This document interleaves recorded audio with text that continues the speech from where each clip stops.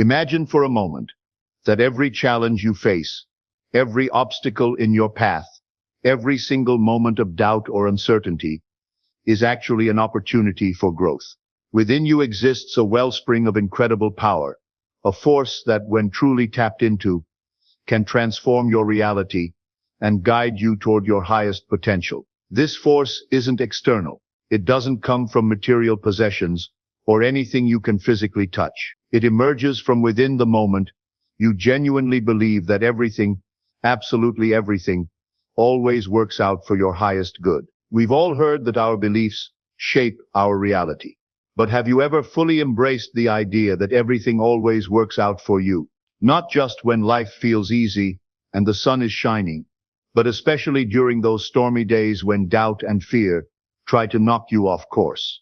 What if you lived as if, despite appearances, and despite any chaos surrounding you, the universe is always conspiring in your favor? I found in my own life that it's relatively simple to believe when things are flowing smoothly, when we're seeing the results we want, and everything feels aligned. But the true magic happens when we maintain that belief, even when we can't yet see the outcome. When circumstances don't reflect our desires, this is where transformation begins. Picture yourself standing before a doorway to everything you've ever dreamed of. You can see it clearly in your mind. You know that behind that door is the life you've imagined for yourself. In my experience, most people will stand before that door shaking their heads, wondering if they'll ever get in. They might complain about the locked door, perhaps even deciding it wasn't meant for them. Here's what I've discovered, though. The door was never actually locked. It only appears that way because you haven't yet found the key. And that key is your unwavering belief. The absolute assumption that everything always works out for you, even when you can't see how. When I truly embraced this mindset in my own life, things began to shift. When you genuinely believe that what you desire is already on its way, your thoughts and actions naturally align with that belief. You begin to act as if your desire is already yours. And when you do this, something remarkable happens.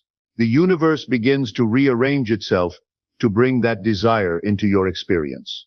We tend to think of time as linear, don't we? A beginning, middle, and end.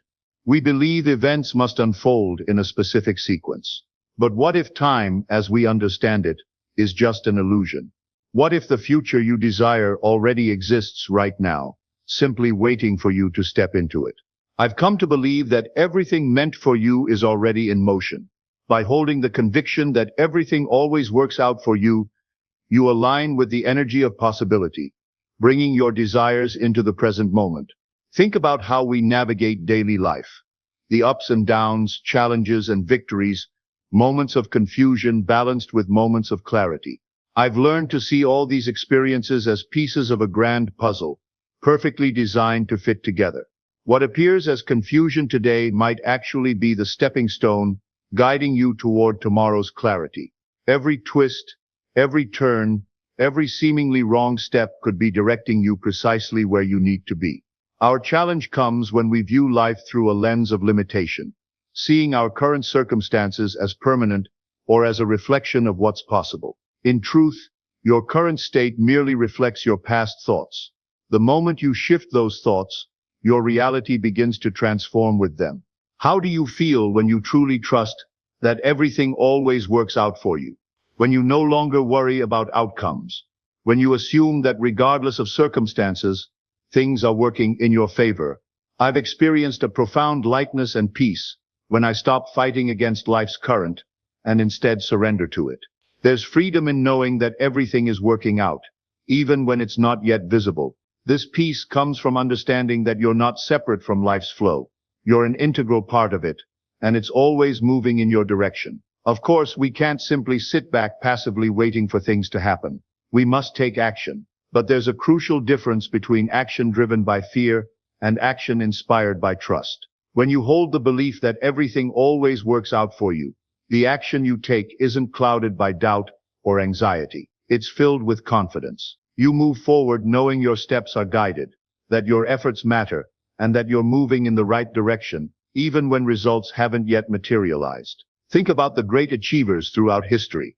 They didn't wait for perfect conditions before taking action. They moved forward as if everything would work out for them. And because of that belief, they created what seemed impossible. Every success story I've encountered is fundamentally about someone who believed in possibilities beyond current circumstances, who knew they were worthy of their desires, and trusted that despite any odds, everything would work out for them. The moment you decide that everything always works out for you, life becomes easier. That door to your desires is no longer locked. It's wide open. You're simply walking through it, moment by moment, knowing each step brings you closer to the life you've imagined. You begin to see obstacles differently, not as barriers, but as opportunities to grow, to learn something valuable, and to evolve into your highest potential. So I ask you, what would your life look like if you truly believed everything always works out for you? What if you released fear, doubt, and the need to control every outcome? What if you trusted that everything you need is already on its way, that the universe is actively conspiring in your favor, that life is moving toward your good even when it's invisible to you? When you adopt this belief, you step into your authentic power. You align with life's natural flow and realize you're not just observing your reality, you're actively creating it. The challenges, setbacks, and uncertainties become part of the perfect plan unfolding step by step. Truly acting as if everything works out requires deep faith. Not passive hope, but active, confident trust in your ability to navigate whatever arises. Faith means knowing without doubt that regardless of external circumstances, you can handle whatever comes your way. It's believing that even during uncertainty, the right people, opportunities, and circumstances are being drawn to you, and every experience guides you towards something better. In my own moments of doubt, I found that faith gives me strength to move forward even when I can't see the path ahead. It empowers me to take bold action, not because I have all the answers, but because I trust the answers will emerge when needed. Another powerful aspect of this mindset is recognizing you're never truly alone. When you act as if everything works out for you, you begin to notice the synchronicities and serendipities surrounding you, the whispers of guidance, the signs, and moments when the universe seems to conspire to bring exactly what you need. These aren't coincidences. They result from your alignment with the belief that everything is working in your favor. As you maintain this belief, you'll see how people, events, and opportunities appear at precisely the right time. I've experienced this repeatedly in my own life.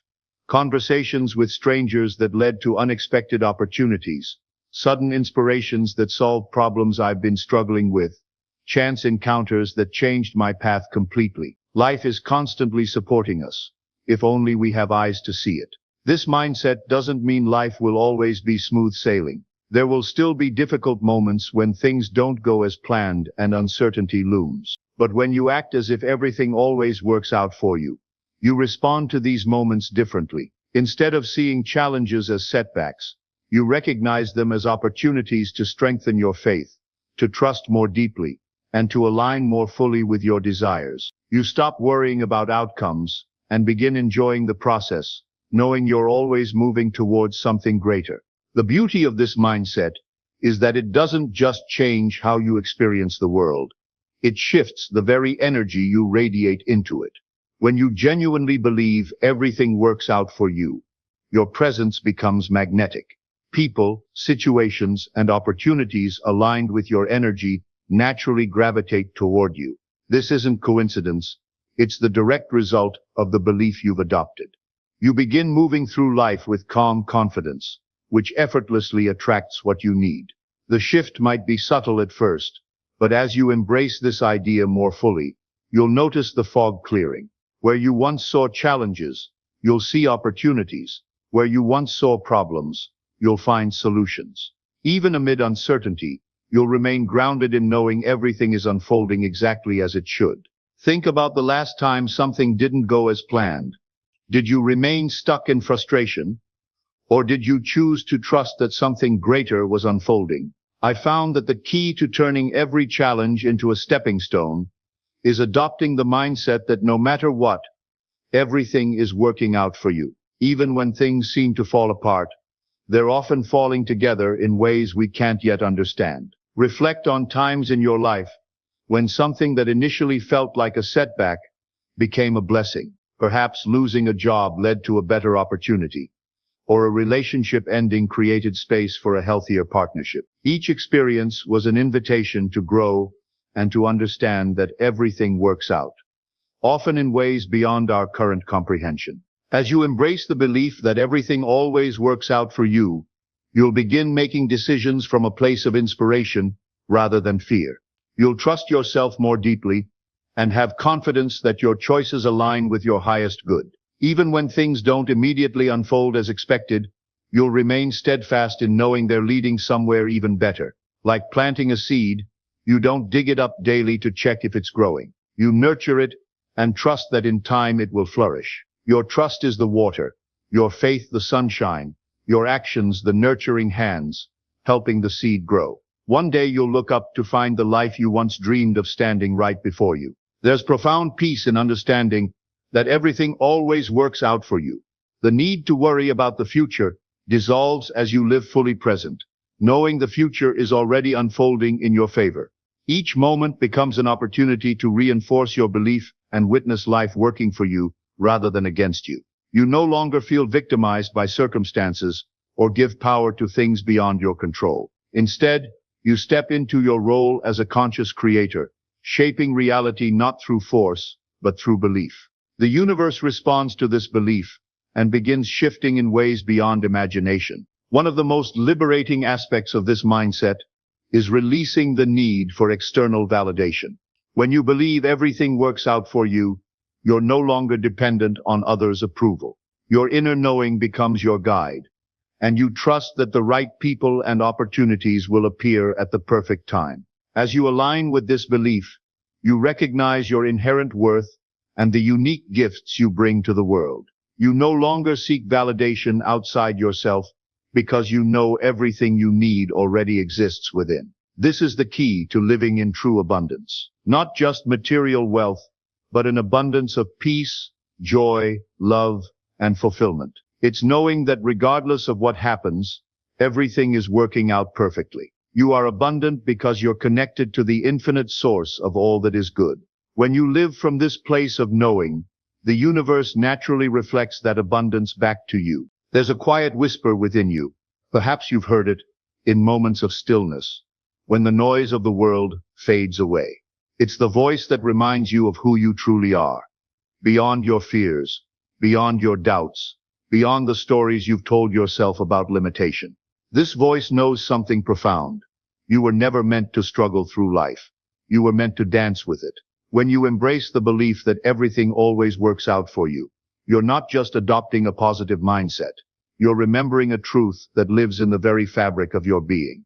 You're reconnecting with the part of yourself that came into this world, knowing you belong here, knowing you matter, knowing you're worthy of every beautiful thing your heart desires. Consider your life as a garden. Every experience, every challenge, every moment of joy is like a seed planted in the soil of your becoming. Some seeds sprout quickly, showing you immediate blooms of success and happiness. Others remain hidden beneath the surface, germinating slowly, building strong roots that will one day support the most magnificent flowers you've ever seen. The gardener who trusts the process doesn't panic when winter comes. They don't dig up the bulbs when spring seems delayed. They understand that nature has its own perfect timing, its own divine intelligence. And so do you. Your dreams aren't just wishful thinking scattered into the wind. They're carefully planted intentions in the garden of your soul, tended by a universe that knows exactly when the season is right for their blooming. Perhaps you felt broken before. Perhaps there have been moments when you wondered if you had the strength to continue, when the weight of disappointment felt heavier than hope itself. In those moments, remember this: every ending is also a beginning. Every sunset promises a sunrise. Every winter gives way to spring. The courage to begin again isn't about forgetting the past or pretending pain doesn't exist.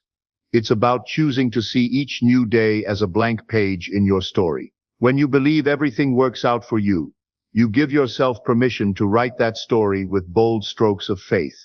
with colors of possibility you've never dared to use before. Remember this. You aren't a passive observer of your life. You're its creator, architect, and author. The moment you choose to act as if everything always works out for you, you begin writing your story with confidence, joy, and unwavering trust. You recognize you're always in the right place at the right time, and everything, even difficult moments, is guiding you toward your highest good. The power is in your hands. The choice is yours. When you embrace the truth that everything always works out for you, you unlock a life of limitless possibility, where every dream in your heart is already becoming your reality. And your transformation doesn't happen in isolation. When you begin to live as if everything works out for you, you become a beacon of possibility for others. Your peace becomes contagious. Your confidence inspires. Your joy reminds others of their own forgotten dreams. You become living proof that there's another way to move through this world, not with clenched fists and worried hearts, but with open palms and trusting spirits. In choosing to believe in your own bright future, you give others permission to believe in theirs. This is the beautiful ripple effect of authentic faith. It spreads from heart to heart, lighting up the world one soul at a time. I invite you today to make this choice, a choice that will transform everything. Choose to believe, without doubt, that everything always works out for you. Walk through life with unwavering conviction that regardless of challenges or obstacles, they're merely part of the journey guiding you to your highest good. This is your sacred yes to life, your declaration that you trust the process, even when you can't see the destination. Your commitment to showing up fully, knowing that your presence matters, that your dreams matter, that you matter. When you act as if everything works out for you, you align with a force greater than anything this world can offer. You tap into limitless power within and create a life defined not by circumstances, but by your belief in what's possible. You are the creator of your reality. Your beliefs, mindset, and actions shape the world around you. The moment you decide everything works out for you, you unlock transformative power. The universe begins conspiring in your favor, and you'll discover that nothing is truly impossible. Let go of doubt. Release fear. Choose to live with confidence and trust. Know in your heart that everything is always working out for you, and watch miracles unfold in ways beyond imagination. Your time is now. Not when you're more prepared, not when circumstances are perfect, not when fear stops whispering in your ear. Now, this moment, this breath, this heartbeat. This is when your new story begins.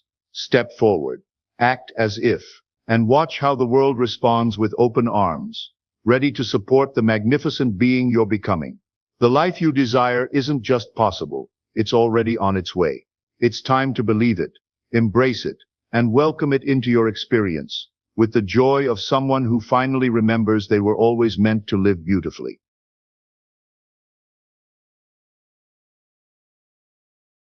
My dear friends, I want you to understand something tonight that will forever change how you walk through this world.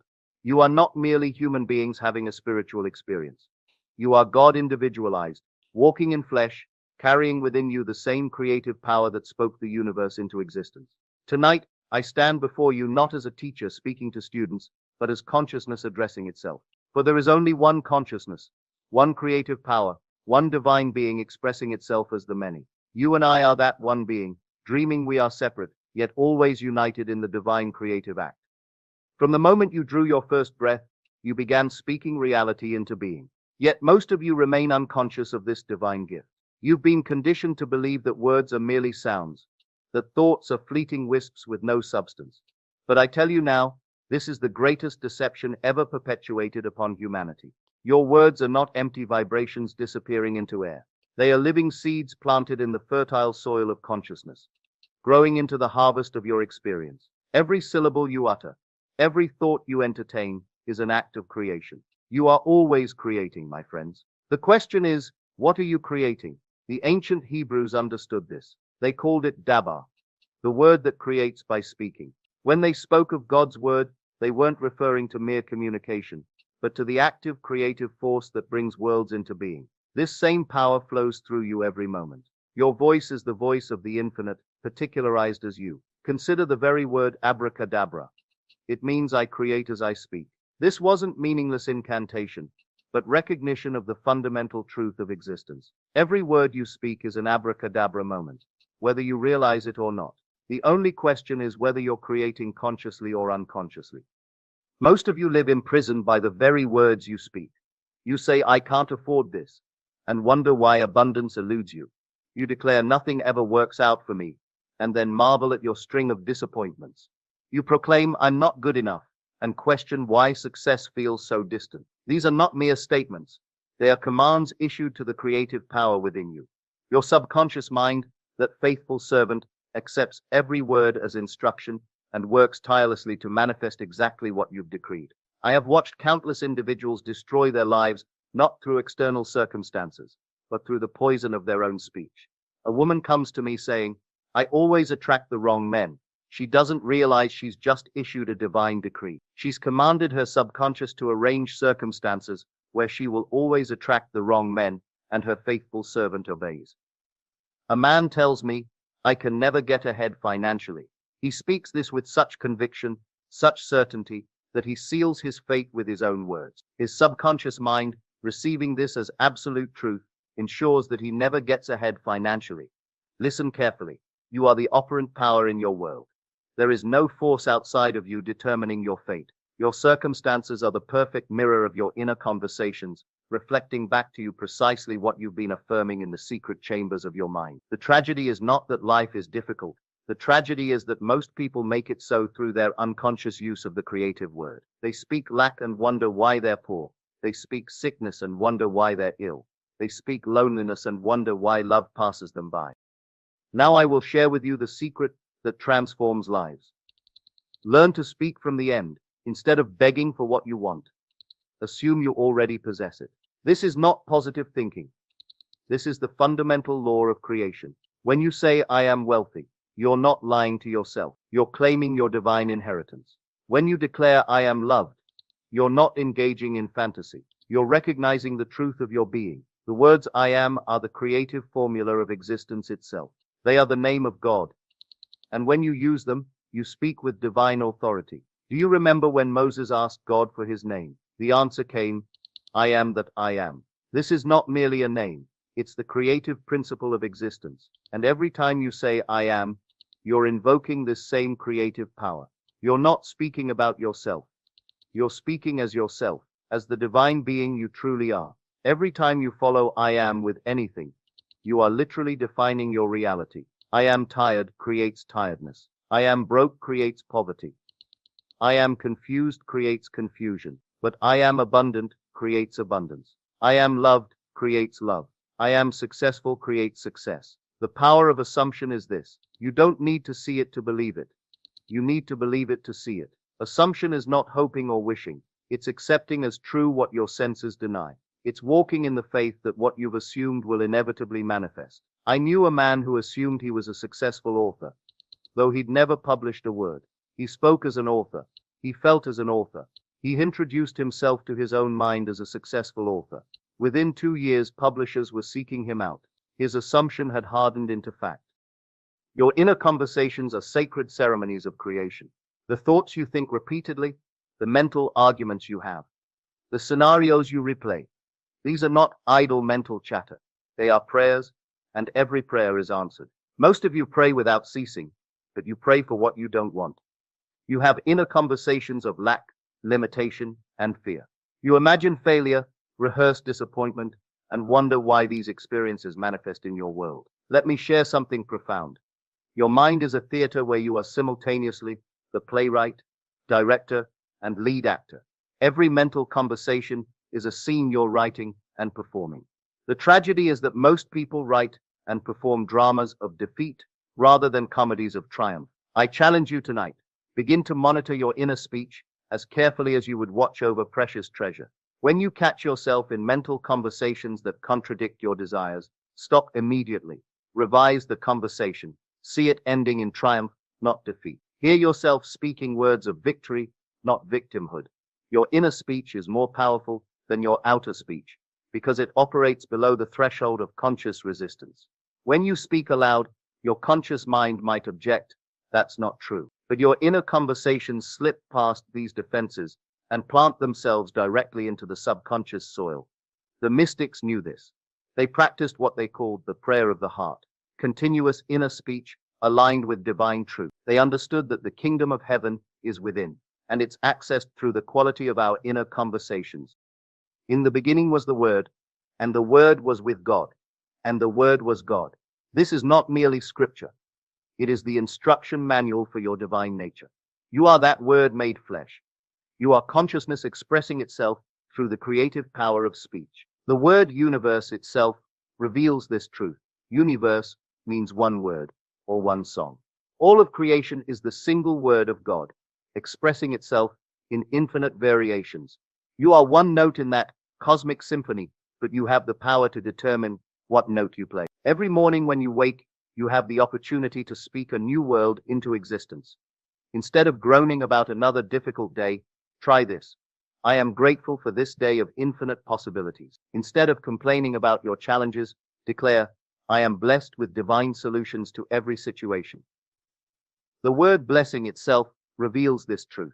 It means to make sacred by speech. Every time you speak positively about your life, you are blessing it into greater expression. You are invoking the divine creative power to manifest more of what you're blessing. But understand this. Words without feeling are like seeds without water. They contain potential, but they won't grow. Your words must be watered by the feeling of their truth. When you say, I am wealthy, you must feel wealthy. When you declare, I am loved, you must feel loved. The feeling is the secret ingredient that transforms words from mere sounds into creative commands. Your emotional responses are not random reactions. They are trained behaviors based on the words you've been programmed to use. When something goes wrong, most of you immediately reach for words like terrible, awful, disaster. These words don't describe your experience. They create it. What if instead you reached for words like interesting, challenging, or an opportunity for growth? I'm not asking you to deny difficulty, but to respond to it from a position of power rather than victimhood. I knew a woman who transformed her life by changing one word. Instead of saying, I have to go to work, she began saying, I get to go to work. That simple shift from have to get to changed her entire relationship with her job. Within months, she received a promotion she'd been seeking for years. The word problem itself creates resistance and struggle. Try replacing it with situation or project. Notice how your entire emotional response shifts. The situation remains the same, but your relationship to it transforms completely. Here's a revolutionary practice. For 1 week, eliminate the word try from your vocabulary. Instead of I'll try to succeed, say I will succeed. Instead of I'll try to be happy, declare I am happy. The word try is an admission of expected failure. It's a hedge bet against your own success. Replace I hope with I know. Hope implies doubt. You hope because you're not certain. But when you know, you speak with divine authority. I hope things work out becomes I know things are working out perfectly. Gratitude is perhaps the most transformative word in human language. But most people practice gratitude incorrectly. They're grateful for what they have, which keeps them focused on their current limitations. True gratitude is being grateful for what you're becoming, for what's already yours, in divine mind. Instead of I'm grateful for my small apartment, try I'm grateful for my expanding living situation. Instead of I'm grateful for my job, declare I'm grateful for my flourishing career. You're not being dishonest. You're speaking from the end, from the fulfilled desire. The word thank you carries tremendous creative power. When you thank life for something before it appears, you're operating from divine consciousness. You're acknowledging that in the realm of imagination, which is the only reality, your desire is already fulfilled. I practice what I call prophetic gratitude, being grateful for things that haven't yet appeared in the physical world, but are absolutely real in divine mind. Thank you for my perfect health, I say, even if my body shows symptoms of illness. Thank you for my abundant prosperity, I declare, even if my bank account suggests otherwise. Modern science confirms what ancient wisdom has always known. Sound creates form. When you speak, you're not just moving air, you're organizing energy into patterns that will eventually manifest as your experience. Dr. Masaru Emoto's experiments with water crystals revealed that positive words create beautiful, symmetrical patterns, while negative words create chaotic, fragmented forms. Since your body is approximately 70% water, imagine the effect your words have on your cellular structure. Every word carries a frequency, and every frequency attracts like frequencies. Speak words of love, and love vibrates toward you. Speak words of abundance, and abundance responds to your call. This is not metaphor, it is the law of life itself. The ancient Egyptians understood this. They believed that speaking the name of something gave you power over it. This is why they were careful about which names they spoke and which words they used in their sacred ceremonies. Your body, being mostly water, is particularly responsive to the words you speak. When you say, "I am sick," your very cells receive this as instruction. When you declare, "I am healthy and strong," your body responds by aligning with this truth. You are literally commanding your own biology through your speech. But here's what's even more remarkable. Your words don't just affect you, they affect everyone and everything around you. When you speak words of peace, you create a field of peace that influences others. When you speak words of love, you become a broadcast station of love, affecting every person you encounter. Understand this. When you speak with the voice of God. There is no power greater than the power speaking through you right now. The same consciousness that spoke light into existence speaks through your voice every moment of every day. This is why Jesus said, "By your words you shall be justified, and by your words you shall be condemned." Your words are not just sounds. They are decrees issued by divine consciousness. Every word is either building or destroying, blessing or cursing, creating heaven or hell in your experience. Most of you speak carelessly, unconsciously, as if words were without power. But I tell you, there is no such thing as idle words. Every word is creative. Every statement is a prayer. Every declaration is a command to the universe. The word authority comes from author. You are the author of your life story, and authors have authority over their creation. You can write any story you choose. You can create any character you wish to be. You can design any plot you desire to live. But with this authority comes responsibility. You are responsible for every word you speak, every thought you think, every story you tell yourself. You cannot blame circumstances, other people, or external conditions for your experience. You are the operant power, the creative force, the author of your reality. Love is the highest frequency, the most creative force in the universe. When you speak from love, you speak with maximum creative power. This is why Jesus emphasized love above all else. Not as a moral imperative, but as a creative principle. The word love in English comes from the Sanskrit lub, meaning to desire. True love is divine desire expressing itself. When you love something, you're desiring it into greater expression. When you speak words of love, you're creating more of what you love. But here's the secret. You must first love yourself. The quality of your self-talk determines the quality of your entire life experience. If you speak to yourself with criticism, judgment, and harshness, you're creating a reality of criticism, judgment, and harshness. Begin speaking to yourself as you would speak to your most beloved friend. Replace "I'm so stupid" with "I'm learning and growing." Replace "I always mess up" with "I'm becoming better every day." Replace "I hate my life" with "I'm grateful for this opportunity to create something beautiful." The relationship you have with yourself through your inner speech is the template for every other relationship in your life. Speak to yourself with love, and you'll attract people who speak to you with love. Speak to yourself with respect, and you'll attract people who respect you. Even your relationship with time can be transformed through conscious speech. Instead of saying, "I don't have enough time," declare, "I have all the time I need." Instead of "time is running out," affirm, "Time expands to accommodate my needs." The word present has multiple meanings.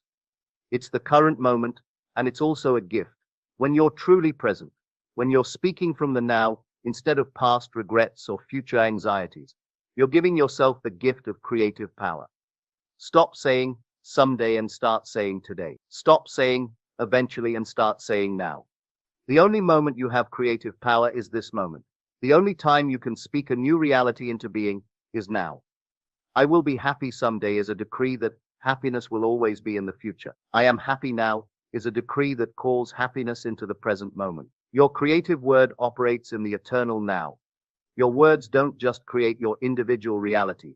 They contribute to the collective consciousness of humanity. Every word you speak either adds to the sum total of love, wisdom, and truth in the world, or it adds to the sum total of fear, ignorance, and limitation. When you speak words of peace, you're not just creating peace in your own life, you're adding to the peace of the world. When you speak words of abundance, you're not just creating abundance for yourself, you're contributing to the abundance consciousness of humanity. This is why it matters what you say, even in private. Your words have impact beyond your personal sphere. They ripple out through the interconnected web of consciousness, affecting people you'll never meet, situations you'll never know about. Be conscious of your contribution to the collective conversation. Are you adding to the fear or the faith? Are you contributing to the problem or the solution? Are you speaking limitation or liberation? Words have the power to heal yourself and others. When you speak words of health, vitality, and wholeness, you're invoking the healing power of consciousness. Your body responds to your words because your body is made of the same consciousness that speaks through you. Instead of describing your symptoms in vivid detail, speak of your healing. Instead of talking about what's wrong, speak of what's becoming right.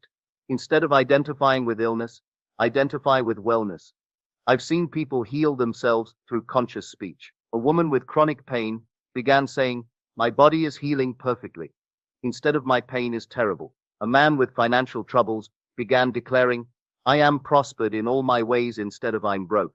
Their words became the bridge from illness to health, from lack to abundance. But remember, healing words must be spoken with feeling. If you're affirming health while feeling sick, you're creating from sickness consciousness. Feel the truth of your words, feel the reality of your healing, feel the certainty of your wholeness.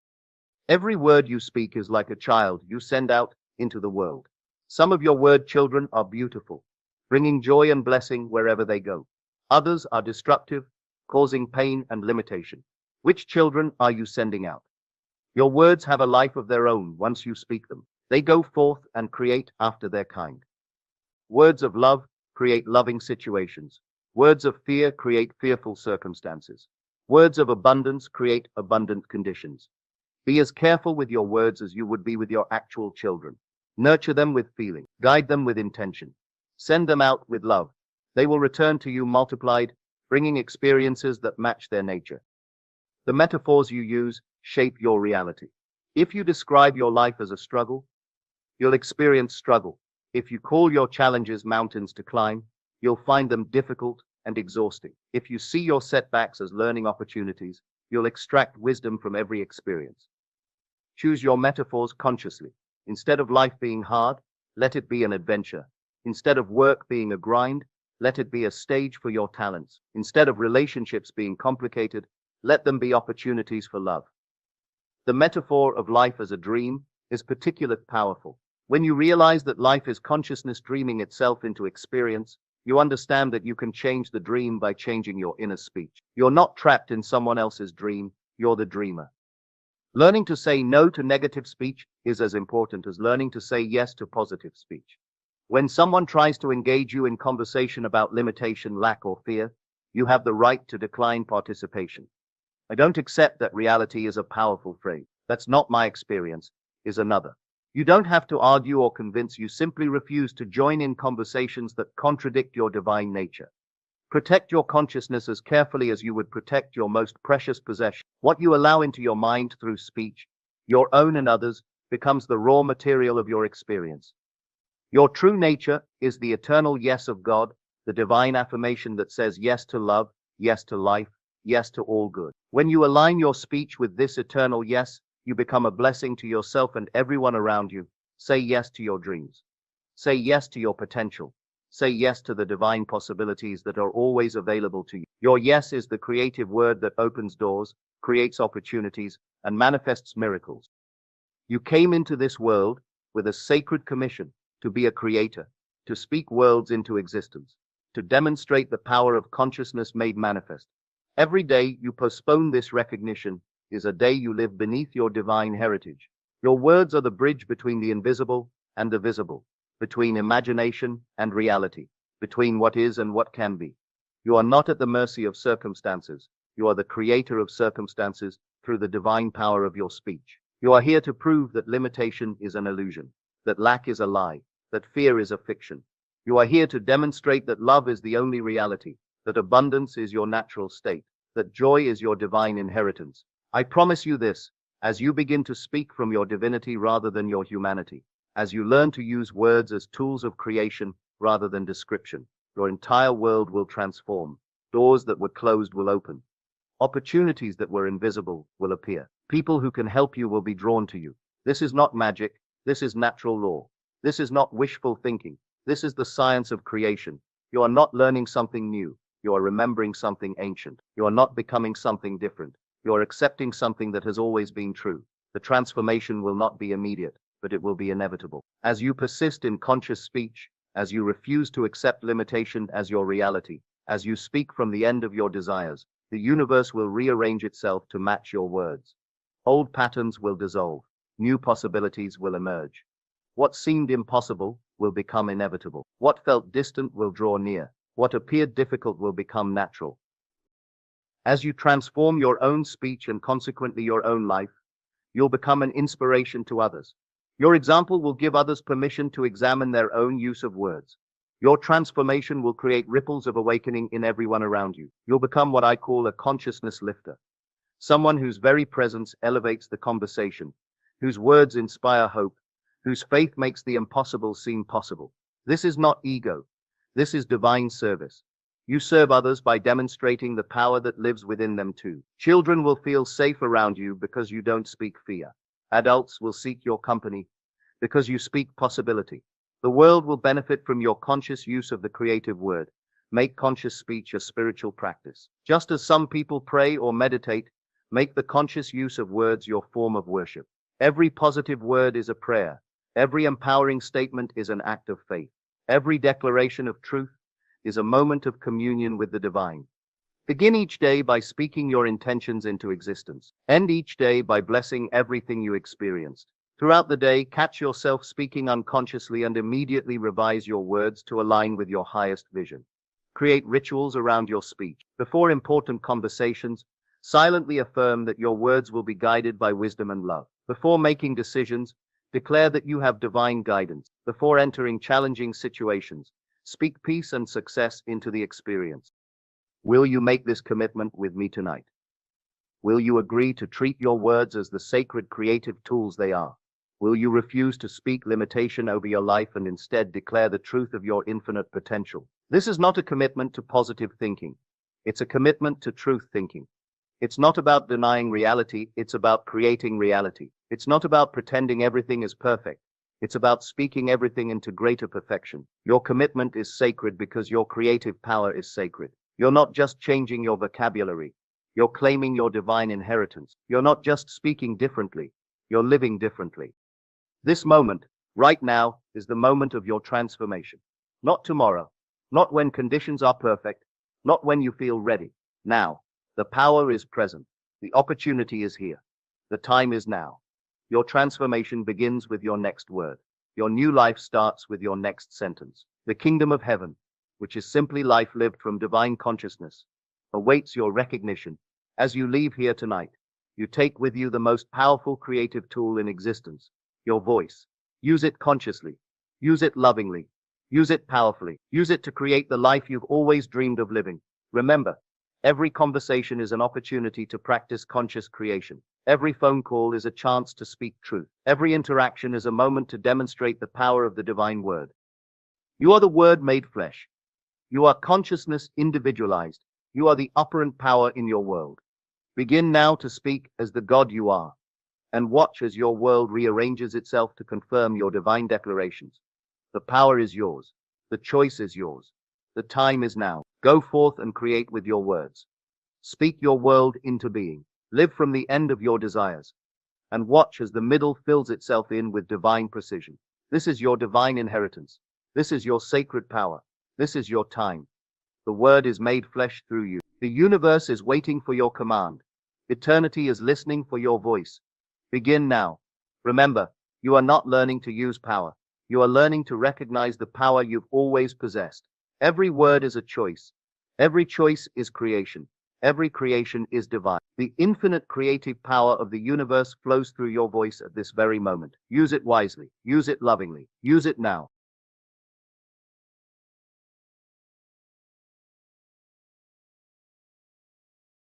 My friends, sit with me tonight as I share with you the most profound secret ever revealed to man. A secret so simple, so immediate, that most will dismiss it as impossible. Yet I tell you now, with absolute certainty, that what I am about to share with you will transform your world if you dare to believe it.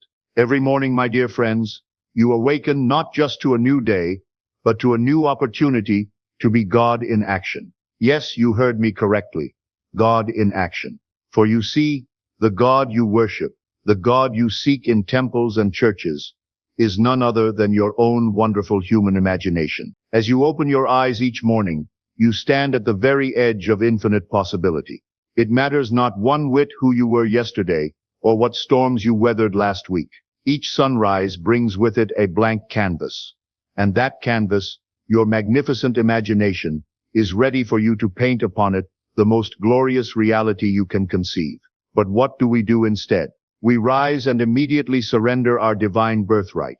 We check the news, the notifications, the weight of yesterday's troubles, before we even check in with ourselves. In doing so, we hand over the brush, the very power to create our day, to everything and everyone else. But tonight, I ask you, what if tomorrow you didn't? What if instead of being shaped by the world, you shaped your experience of it? What if you remembered that you are the operant power in your world? Listen carefully.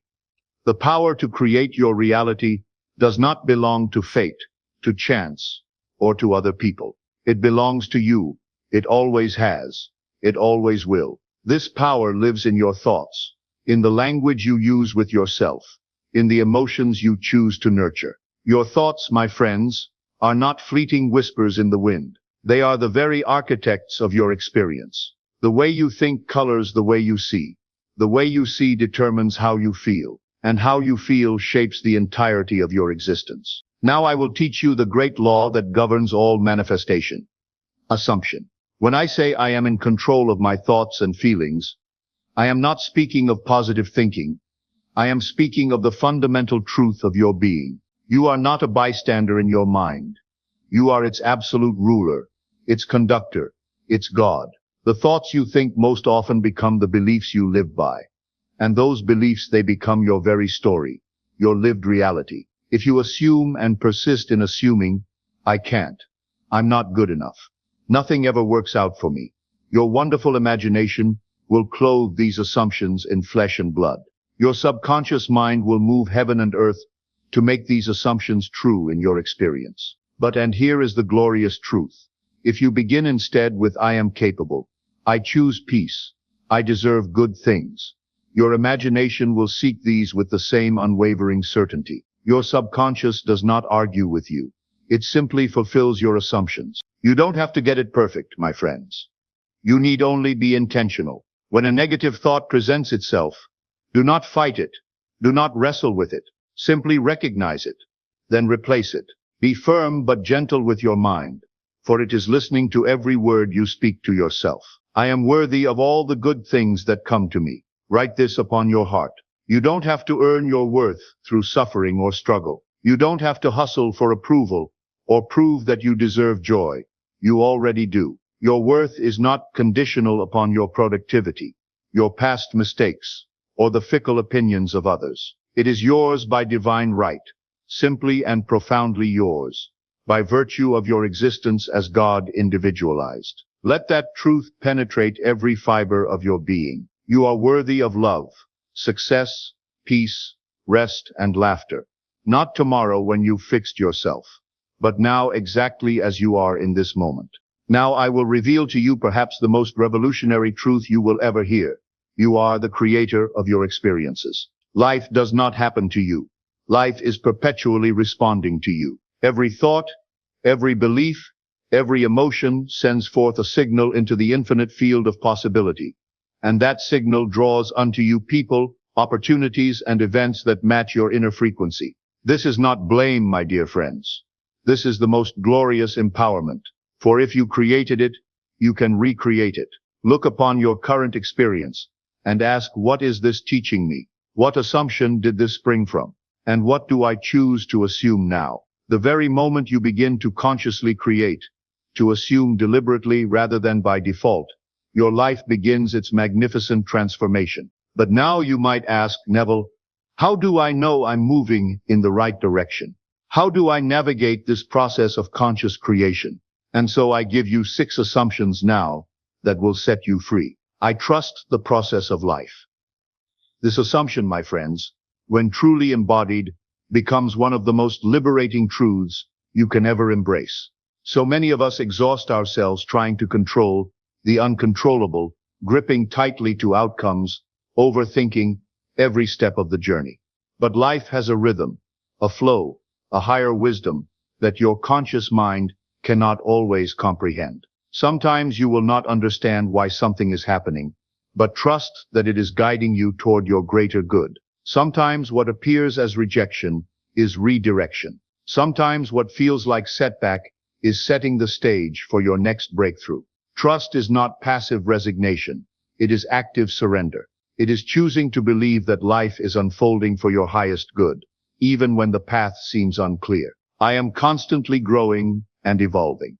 You are not who you were a year ago, or even a week ago. You are in constant becoming. With every lesson, every challenge, every small moment of courage, you evolve into more of who you truly are.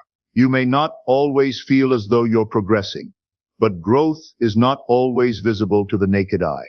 Sometimes it happens underground, quietly strengthening your roots, so you can bloom more magnificently than ever before. Give yourself grace. You are a work in progress. And that is not a limitation, but a beautiful truth. I am deserving of love and acceptance just as I am. Stop waiting to become perfect before you allow yourself to feel love. There is no version of you more worthy than the one listening to these words right now. You are already enough, complete, whole, perfect in your divine imperfection. You don't need to shrink to be liked. You don't need to mold yourself to fit someone else's idea of lovable. You don't need to fix your flaws before you let love in. The love you seek begins with you. And when you love yourself deeply, unapologetically, that love radiates outward and attracts more of the same. Like calls unto like, this is law. I am at peace with where I am right now. The present moment is your point of power. Not the past, not the future, but this eternal now. If you're always chasing the next thing, regretting the last thing, you'll miss the everything that's happening right in front of you. Peace doesn't mean you don't desire growth. It means you're not at war with where you are. You can still strive, but do it from a place of calm, not chaos. From acceptance, not resistance. Breathe into this moment. This is your life right now, and it is worthy of your full presence. I am aligned with my true purpose. You don't have to go searching for your purpose in some distant land. It's not hidden under a rock or waiting to be discovered in some career path. Your purpose lives within you, in your curiosity, in your passions, in the things that make you feel most alive, in those moments when time disappears, and your soul speaks louder than your fears. Each step you take in alignment with your truth, no matter how small, is a step toward your purpose. You don't need to have it all figured out. You need only follow what lights you up from within. I am grateful for today and all it brought me. Gratitude, my friends, is the bridge between the life you have and the life you desire. It turns what you have into enough. Even in the most challenging days, there is something to be grateful for. A kind word, a breath of fresh air, a lesson learned. The more you look for things to appreciate, the more your life expands to meet your gratitude. Gratitude is not about pretending everything is perfect. It's about recognizing the beauty that already exists. It's the golden thread that weaves through every experience, transmuting even pain into wisdom. These assumptions I have shared with you tonight are not mere positive thoughts. They are fundamental truths about your divine nature.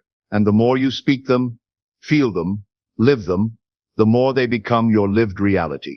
Repeat them, write them, meditate upon them. Let them guide you when you feel lost. Let them anchor you when the world feels overwhelming. For you are not a victim of your circumstances.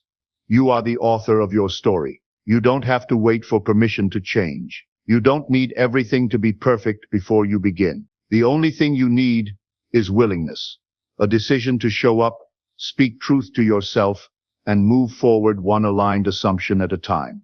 The world you desire is not out of reach. The peace you seek, the love you long for, the success you dream of, it all begins with you, with your assumptions, with your wonderful human imagination. So tonight, speak these words not just with your voice, but with your entire being. I am in control of my thoughts and feelings. I am worthy of all the good things that come to me. I am the creator of my experiences. I trust the process of life. I am constantly growing and evolving. I am deserving of love and acceptance just as I am. I am at peace with where I am right now. I am aligned with my true purpose. I am grateful for today and all it brought me. Say them, feel them, become them. You are not here by accident, my dear friends. You are here to create, to grow, to love, and to shine your unique light upon the world. The universe is ready. The canvas is blank. The brush of imagination is in your hand. Now go forth and create your masterpiece.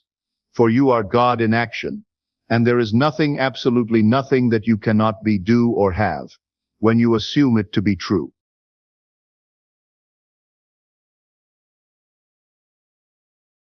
You need to understand that your entire external world is nothing more than a reflection of your internal state of consciousness.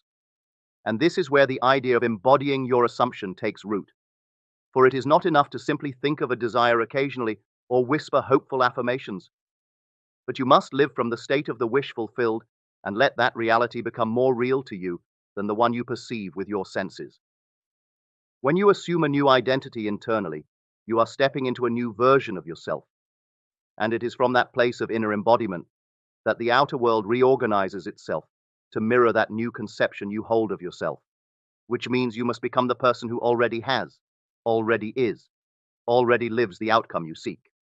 You must walk, think, feel, respond, and carry yourself as the version of you who no longer seeks the desire but enjoys it as a part of your natural state. And in doing so, you dissolve the gap between wanting and having because you eliminate the need to chase what you have already become. When you detach from the physical evidence and shift your focus inward, you begin to experience a powerful shift in your consciousness, one where you no longer seek validation from what is, but instead command creation by aligning your inner world with your deepest desires. And this alignment is not a fleeting moment of visualization or a shallow repetition of words, but a deep, consistent embodiment of your assumed identity, which means that your mood, your reactions, and your expectations all reflect this new internal stance. You must become so rooted in your inner conviction that no outer appearance has the power to sway your belief or cause you to doubt the reality you have claimed within. And this requires a level of discipline and devotion to the unseen that is often misunderstood by those who look only to the senses for proof. You must move through your day with the certainty that what you have claimed internally is already yours. And even if the outer world remains unchanged for a time, you persist in the assumption until it hardens into fact. When you embody your assumption, you no longer try to make something happen, for the very effort implies lack and separation. And instead, you dwell in the end result, resting in the knowing that the world must conform to the state you occupy. And this rest is not laziness or inaction, but a deep trust in the process of creation, one where your inner state is the cause and the outer reflection is the effect. You no longer worry about timing, for time bends to the state you inhabit. And so you let go of the need to force or rush, understanding that urgency is born from doubt, and doubt is a signal that you have not yet fully assumed the state you desire to embody. You learn to relax into your new identity, choosing thoughts and feelings that align with your desired outcome. And in doing so, you shift your energetic signature, which magnetically draws to you the people, opportunities, and circumstances that resonate with your new state. You become the embodiment of your desire not by outer doing, but by inner being. And this inner being becomes your new normal, your new base reality. And though the senses may continue to echo the old state for a time, you remain unmoved because you know that persistence in your assumption is what guarantees its external manifestation, and not the evidence or lack thereof around you. You detach not in the sense of indifference, but in the sense of no longer needing the outer world to prove your new identity to you, for you have already accepted it as true within. And this inner acceptance is what initiates the chain of events that culminate in physical manifestation. You speak to yourself from this new identity, you observe the world from this new perspective, and you respond to life as the version of you who already has what you once longed for. When you live from the end, you naturally align with the energy of your fulfilled desire, and everything in your world begins to reorient itself around that central state. Just as a magnet organizes metal filings into a new pattern, and though others may not understand how effortlessly your reality seems to shift, you know that it is not magic or chance, but the precise and unfailing law that whatever you accept as true of yourself becomes your experience. You do not merely pretend or hope, but you genuinely become inwardly and completely, and this becoming is not always loud or dramatic, but often silent and subtle. A quiet certainty that grows stronger with each moment you spend dwelling in the desired state. You no longer talk about your desire as something you want, but speak from it as though it is already woven into the fabric of your daily experience. And this shift in language reflects a deeper shift in identity. You stop seeking signs and stop watching for results because you know the only sign you need is your own inner conviction. And as you persist in this embodiment, the outer world must eventually catch up, for it is law, not luck, that governs creation. You move through the world with the quiet confidence of one who knows their power, who understands that the invisible assumption is more powerful than any visible fact. And you find joy not in waiting for your desire, but in living it now in consciousness. You begin to see that circumstances are merely reflections, not causes, and that your true work is always internal, always focused on maintaining your identity in the desired state, no matter what appears to be happening outside. This inner steadiness becomes your foundation, your strength, and from it springs a life that mirrors your deepest assumptions about who you are and what is possible for you.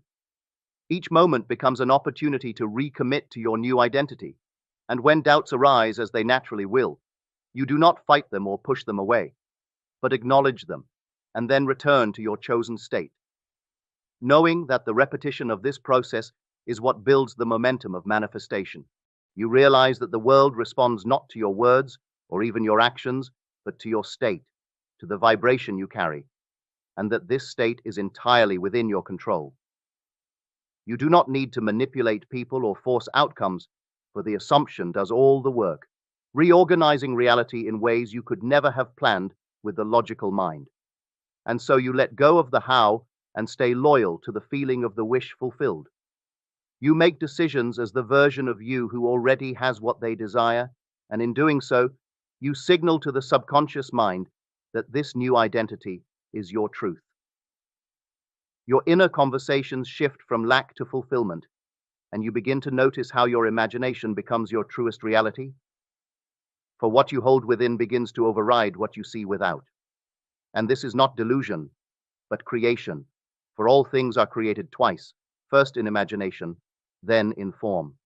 You learn to value the unseen more than the seen, to cherish the feeling of already having, rather than the frustration of waiting to receive. And this shift in values aligns you with the flow of manifestation, which always begins within. You no longer react to appearances with fear or frustration, because you know that appearances are temporary echoes of past assumptions, and you have chosen a new reality from within. You rise above circumstance, not through effort or denial, but through the clarity of knowing that you are the operant power, and your world must reflect the state you dwell in consistently. You do not try to be positive all the time, for you understand that true embodiment goes deeper than surface emotions. It is a stable identity shift, not a fleeting feeling, and so you learn to rest in the assumption even when emotions waver, knowing that the subconscious responds to repeated impressions, not to momentary moods. You allow yourself to feel the depth of your new reality without needing to prove it to others. And in this quiet certainty, you find a power that transcends appearances, a creative force that shapes reality according to the state you assume to be real. You see challenges not as obstacles, but as opportunities to affirm your new state. And each time you persist despite appearances, you strengthen your belief and bring your desire closer to tangible form. You embody your assumption not through rigid control, but through relaxed dominion. allowing your imagination to paint the picture of your ideal reality, and then stepping into that picture with your inner being until it feels as natural as breathing. You use the world around you not as a gauge of success, but as a canvas upon which your inner state is projected, and each experience becomes feedback, showing you where your assumptions lie. You do not blame the outer for what you experience, but take responsibility for your inner stance, knowing that the outer must conform in time. You become a deliberate chooser of states, and each state you inhabit becomes the seed of a new reality. Even when nothing seems to change, you persist because you understand that manifestation is a process of unfolding, and that your continued embodiment of the end state is the guarantee of its arrival. You move from wishing to knowing, from hoping to claiming, and in this claiming, you set in motion the unseen forces that bring your desire to life. You realize that faith is not blind belief, but a deep inner conviction in the reality of the unseen. And this conviction grows with every moment you choose to live from your desired end. You do not need to convince others because your world is a mirror of your own belief, not theirs. And so you focus only on your internal alignment, which is the only true work that matters. Your feelings become your guide, not because they create, but because they reveal your state. And when you feel yourself slipping into doubt or fear, you gently return to your assumed identity, not with force, but with love, knowing that consistency in the state is more important than perfection. You begin to enjoy the feeling of already having, and this enjoyment becomes a magnet for more of what you desire, for like attracts like, and the feeling of fulfillment draws more fulfillment. You stop chasing desires and start embodying them, and this shift turns you from a seeker into a creator, from a reactor into a chooser, and your life transforms accordingly. As you continue to dwell in the state of your fulfilled desire, the world around you becomes malleable, shifting and reshaping itself to reflect the inner reality you have chosen. And though others may marvel at your apparent luck, you know it is not luck at all, but the result of living in the end. You understand that your assumption does not create instantly, but inevitably. And so you release impatience, trusting the timing of manifestation because you trust the law. You become the version of yourself who already has it. And in becoming, you receive, not through force or struggle, but through alignment. And each time your new reality unfolds, you strengthen your understanding that embodiment is the key, and assumption is the doorway through which all desires become reality.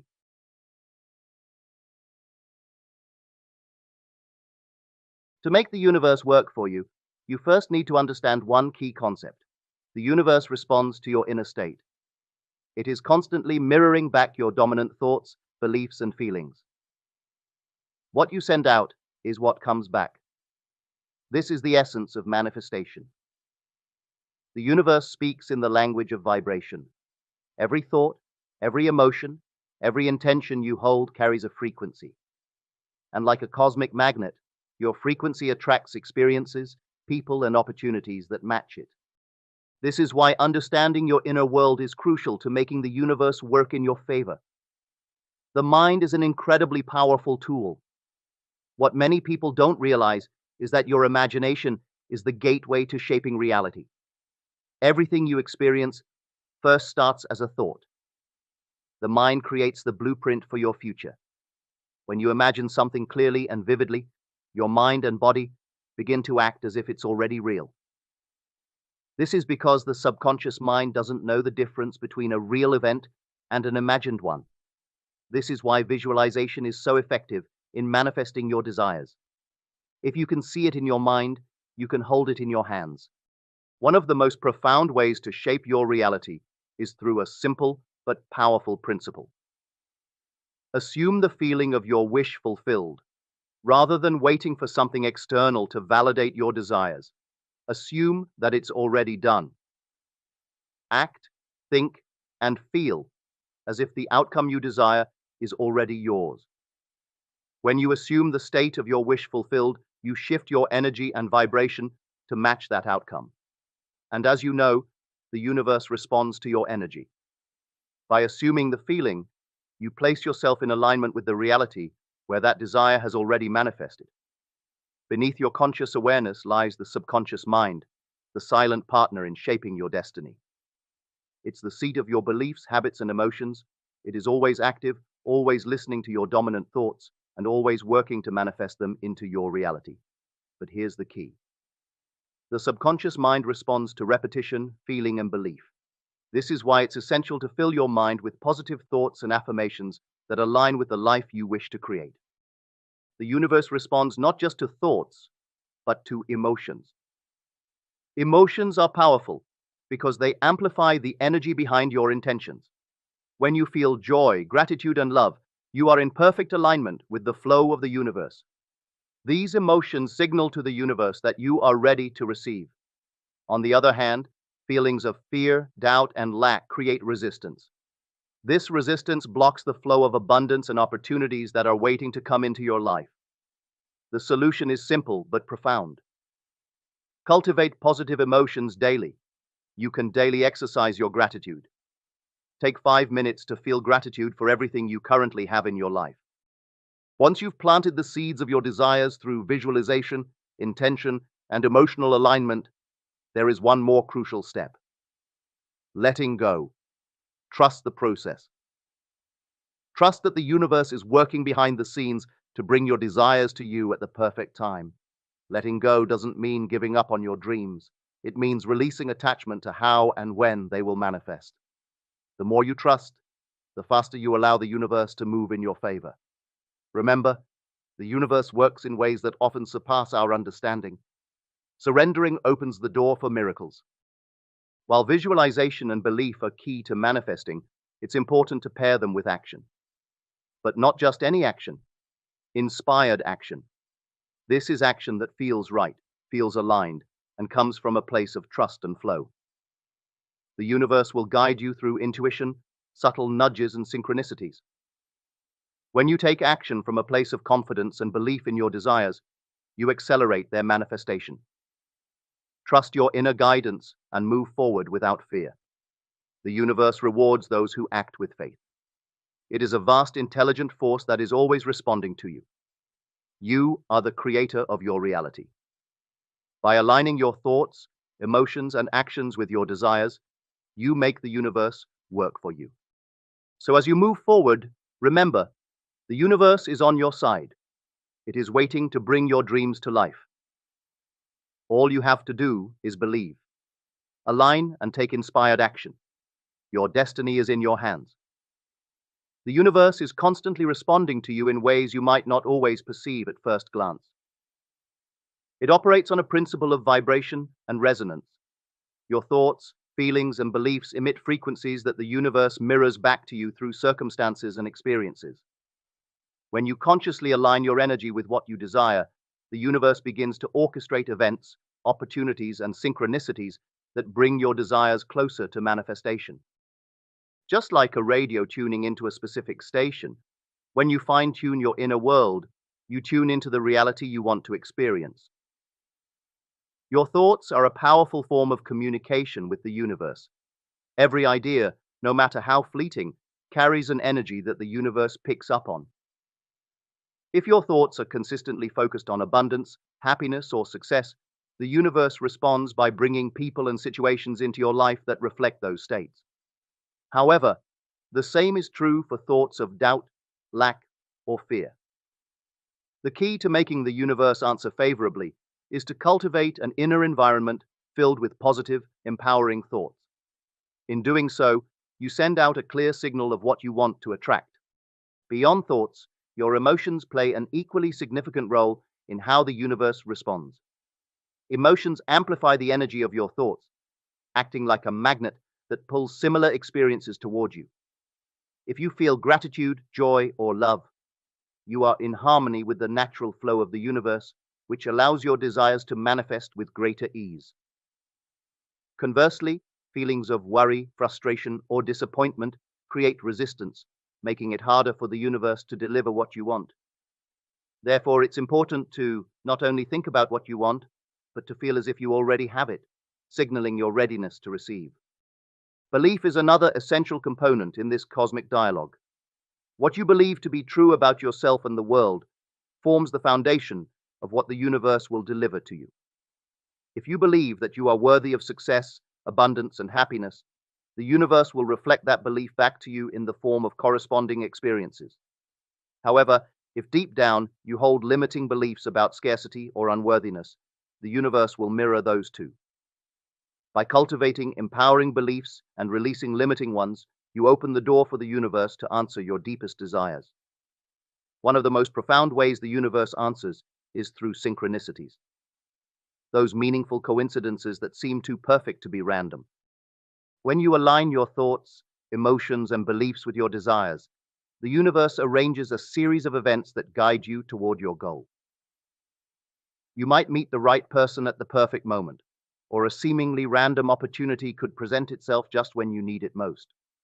These moments are the universe's way of showing you that it's listening and working in tandem with your intentions. Patience and trust are also vital in this process. While the universe is always answering, it operates on its own timing, which may not always align with your expectations. Sometimes what seems like a delay is the universe arranging circumstances behind the scenes to ensure the best possible outcome for you. Trust that when you've set your intentions and aligned yourself with what you desire, the universe will respond in the perfect way and at the perfect time. Your role is to maintain faith, keep your vibration high, and remain open to receiving. Ultimately, the universe is like a loyal partner, always ready to respond to your energy, thoughts, and emotions. The more aligned and intentional you are in what you send out, the more clearly and powerfully the universe will answer. By understanding this dynamic, you can actively co-create your reality, transforming your life into one that reflects your highest potential and deepest desires. All you have to do is believe, align, and trust in the process. The universe is always listening. And that's it for the day. Thank you for watching. Please feel free to share your thoughts and insights in the comment section. If you enjoyed this video, please hit the like button and subscribe to the channel if you haven't done it already. Have an amazing day, and I'll see you in the next video. Listen up, because what I'm about to tell you is going to shake you awake. You've been dealing with toxic people are wrong. You think the answer is setting boundaries, cutting them off, avoiding them. That's weak. That's survival mode. I'm going to show you how to take back your power for real. Because let's be honest, these toxic people, they're not going anywhere. You cut one out, another one shows up. You avoid them at work, but they're in your family. You think moving cities will help? Nope. Toxic people exist everywhere. So the smartest way to deal with them, it's not about them, it's about you. Toxic people are like a virus, but a virus can only infect a weak immune system. You stop dealing with toxic people when you stop being available for their poison. When you become so unshakable, so untouchable, that their drama, their manipulation, their negativity doesn't even register in your world. Toxic people have one weapon, your reaction. That's it. They don't have real power. They don't have control over your life. They can't actually do anything to you unless you let them into your mind. They live for the moment you snap, break down, or second-guess yourself. They feed on your frustration, your anger, your confusion, and the second you give them a reaction, they win. They will test you. They will say things just to get under your skin. They will push every button you have because they are addicted to control. They manipulate, they guilt trip, they twist reality. They want you so emotional, so flustered, so lost in their chaos that you can't see the truth. They are powerless without your response. You need to understand this at a level so deep that it rewires your brain. The moment you stop reacting, you become untouchable. The moment you stop giving them what they want, they lose all influence over you. And the second they realize they can't shake you, they panic. Because without your reaction, they are nothing. You ever notice how toxic people keep escalating when you stay calm? That's because they're scrambling. They can feel their grip slipping. They insult you harder. They play dirtier. They throw bigger tantrums. But that's when you know you're winning. That's when you stay even calmer. You don't fight back. You don't explain yourself. You don't defend yourself to someone committed to misunderstanding you. Toxic people want chaos. They want drama. They want you emotionally invested in their games. When you stay composed, when you refuse to take the bait, you force them to face the one thing they fear most, their own emptiness. They can't handle it. They need someone to fight, someone to prove something to, someone to manipulate. But when you refuse to engage, they are left alone with their own toxicity, and they hate it. You don't need to argue with them. You don't need to prove your point. You don't need to win them over. You win the second you stop letting them control your state of mind. Your peace is your power. Your control over yourself is what makes you unstoppable. The strongest person in the room isn't the one yelling. It's the one who stays calm while everyone else loses their mind. Every time you react, you train them to keep going. You teach them that their tactics work. But the second you stop feeding the fire, it burns out. No fuel, no fire, no reaction, no control. They will try everything to get you to engage. Guilt, anger, pity, provocation. They will dig into your insecurities. They will say things designed to cut deep. But the moment you realize their words are just noise, you stop being affected.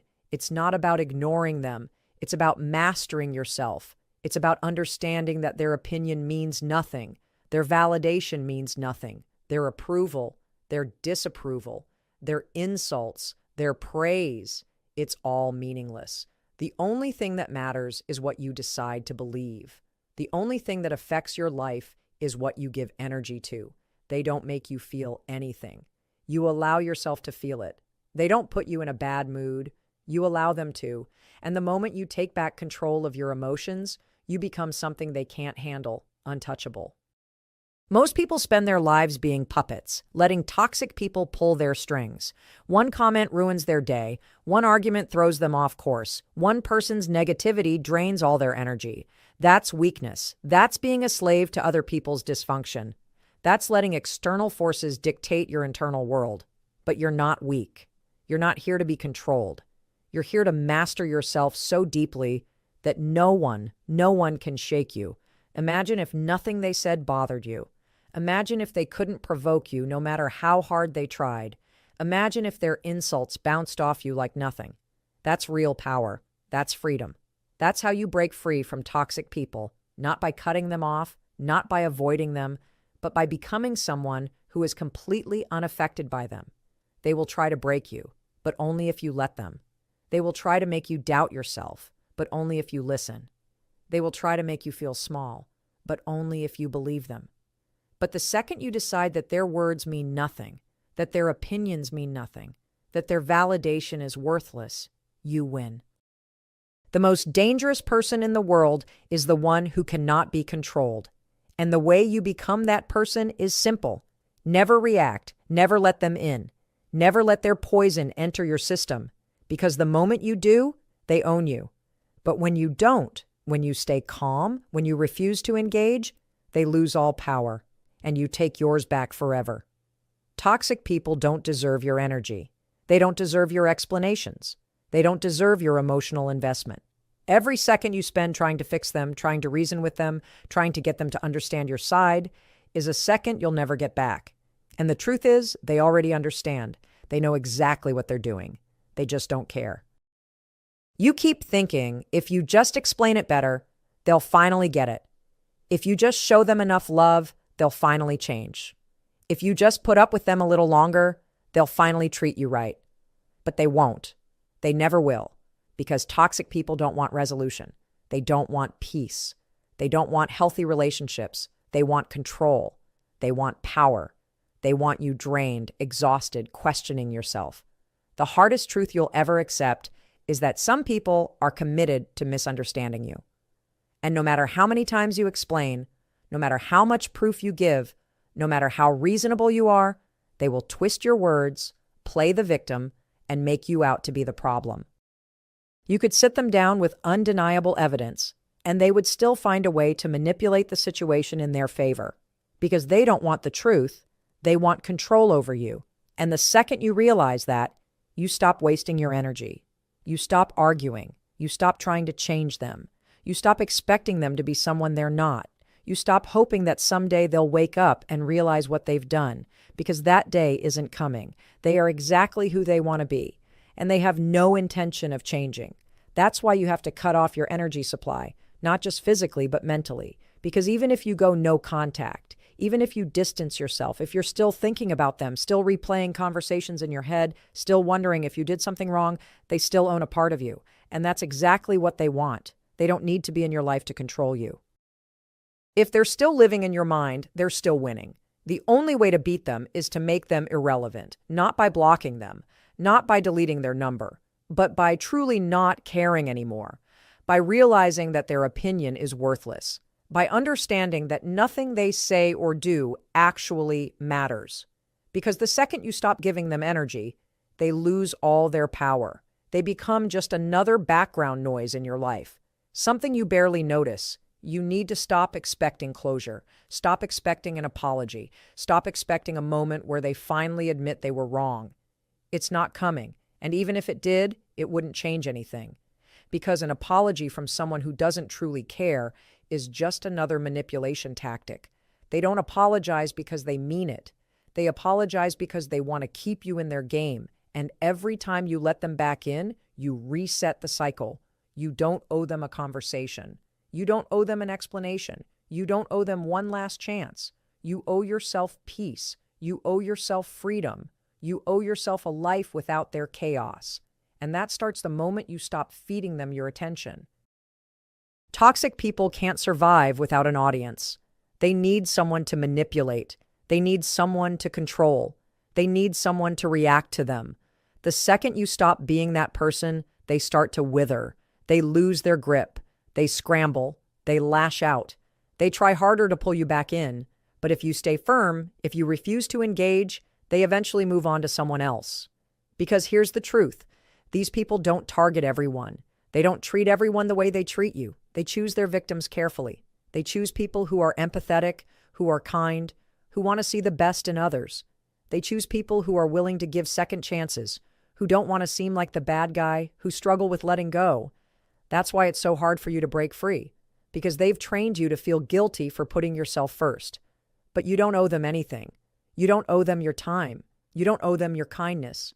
You don't owe them a space in your life just because of history or family ties or social pressure. You are allowed to walk away. You are allowed to choose yourself. You are allowed to let them go without guilt. And the moment you do, you'll realize something incredible. You never needed them. It was always them who needed you. Toxic people survive by making you believe that you can't live without them, that you need their validation, their approval, their presence. They want you to think that leaving them means losing something valuable. But what are you really losing? The stress, the drama, the endless emotional exhaustion, the constant feeling of never being good enough? That's not a loss. That's a victory. You don't need their permission to move on. You don't need their approval to be free. You don't need to justify why you're done. The only thing you need to do is decide that their role in your story is over, that they no longer get access to your energy, that you are reclaiming every bit of space in your mind and heart that they once occupied. When you stop feeding a fire, it burns out. When you stop feeding toxic people, they disappear. When you stop investing in their chaos, they lose all power over you. And when you finally take back your energy, you realize the truth. You were never trapped. You just needed to stop giving them the key. Toxic people think they've won. They think they've broken you. They think they've left a scar so deep that you'll never recover. They laugh at the pain they caused. They feed off the fact that you're still thinking about them, still angry, still hurt. They want to believe that they left a permanent mark on you. But what they don't realize is that every ounce of suffering they put you through can become the exact thing that makes you unstoppable. The smartest thing you will ever do is take every insult, every betrayal, every manipulation, and turn it into fuel. Use it to sharpen yourself. Use it to build a life so powerful, so untouchable, that they become nothing but a footnote in your success story. Because the truth is, toxic people don't break strong people. They create them. They wanted you weak. They wanted you doubting yourself. They wanted you stuck in a cycle of proving yourself to them. But now they don't matter. They are dust in your rearview mirror. They are nothing compared to the future you're about to build. And that's what terrifies them, because the one thing they never wanted was for you to realize your own power. Toxic people don't choose weak victims.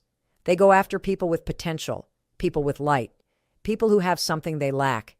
They see something in you: strength, resilience, kindness, ambition, and they try to destroy it because your existence reminds them of what they are not. And when they fail to bring you down, when they see you rising, thriving, becoming something greater than they ever imagined, it burns them to the core. They wanted you broken. Instead, you became dangerous. The best revenge is not cutting them off. The best revenge is becoming someone they can never touch again. Someone so successful, so happy, so confident that their toxicity is a joke to you now. Someone who doesn't even flinch at their name. Someone who has outgrown them so completely that they don't even register in your world anymore. They thought they were teaching you a lesson by treating you like nothing. They thought they were winning by making you feel small. But what they didn't realize is that they were training you. They were sharpening you. They were handing you every lesson you needed to become the strongest version of yourself. And now, every single thing they did to break you is the reason you're unstoppable. Let them talk. Let them watch. Let them sit in the same place while you outgrow everything they tried to use against you. Let them hear your name in rooms they will never enter. Let them see you become someone they never believed you could be. Let them choke on their own bitterness while you move so far ahead that they can't even reach you with their hate. They wanted you emotionally wrecked, questioning yourself, stuck in the past. But instead, you are using the fire they lit against you to build something unshakable. You are taking every ounce of pain and turning it into success. You are proving, not to them, but to yourself, that they never had real power over you. They will never admit it. But your success is their worst nightmare. Your ability to rise without them, to smile without them, to find happiness beyond their reach is the one thing they hope would never happen. They wanted to be the main character in your story. They wanted to be the wound you could never heal from. But now they are nothing. Every time you level up, every time you win, every time you prove to yourself that you were always capable, you erase them a little more. Every time you choose peace over chaos, discipline over self-destruction, self-worth over their validation, you strip away the power they once had over you. They counted on you staying the same. They counted on you being too broken to move on. They counted on you never finding your strength. But they were wrong. And now you are someone they will never have access to again. Someone who doesn't even need revenge, because success is enough. They don't get to steal any more of your time. They don't get to haunt your thoughts.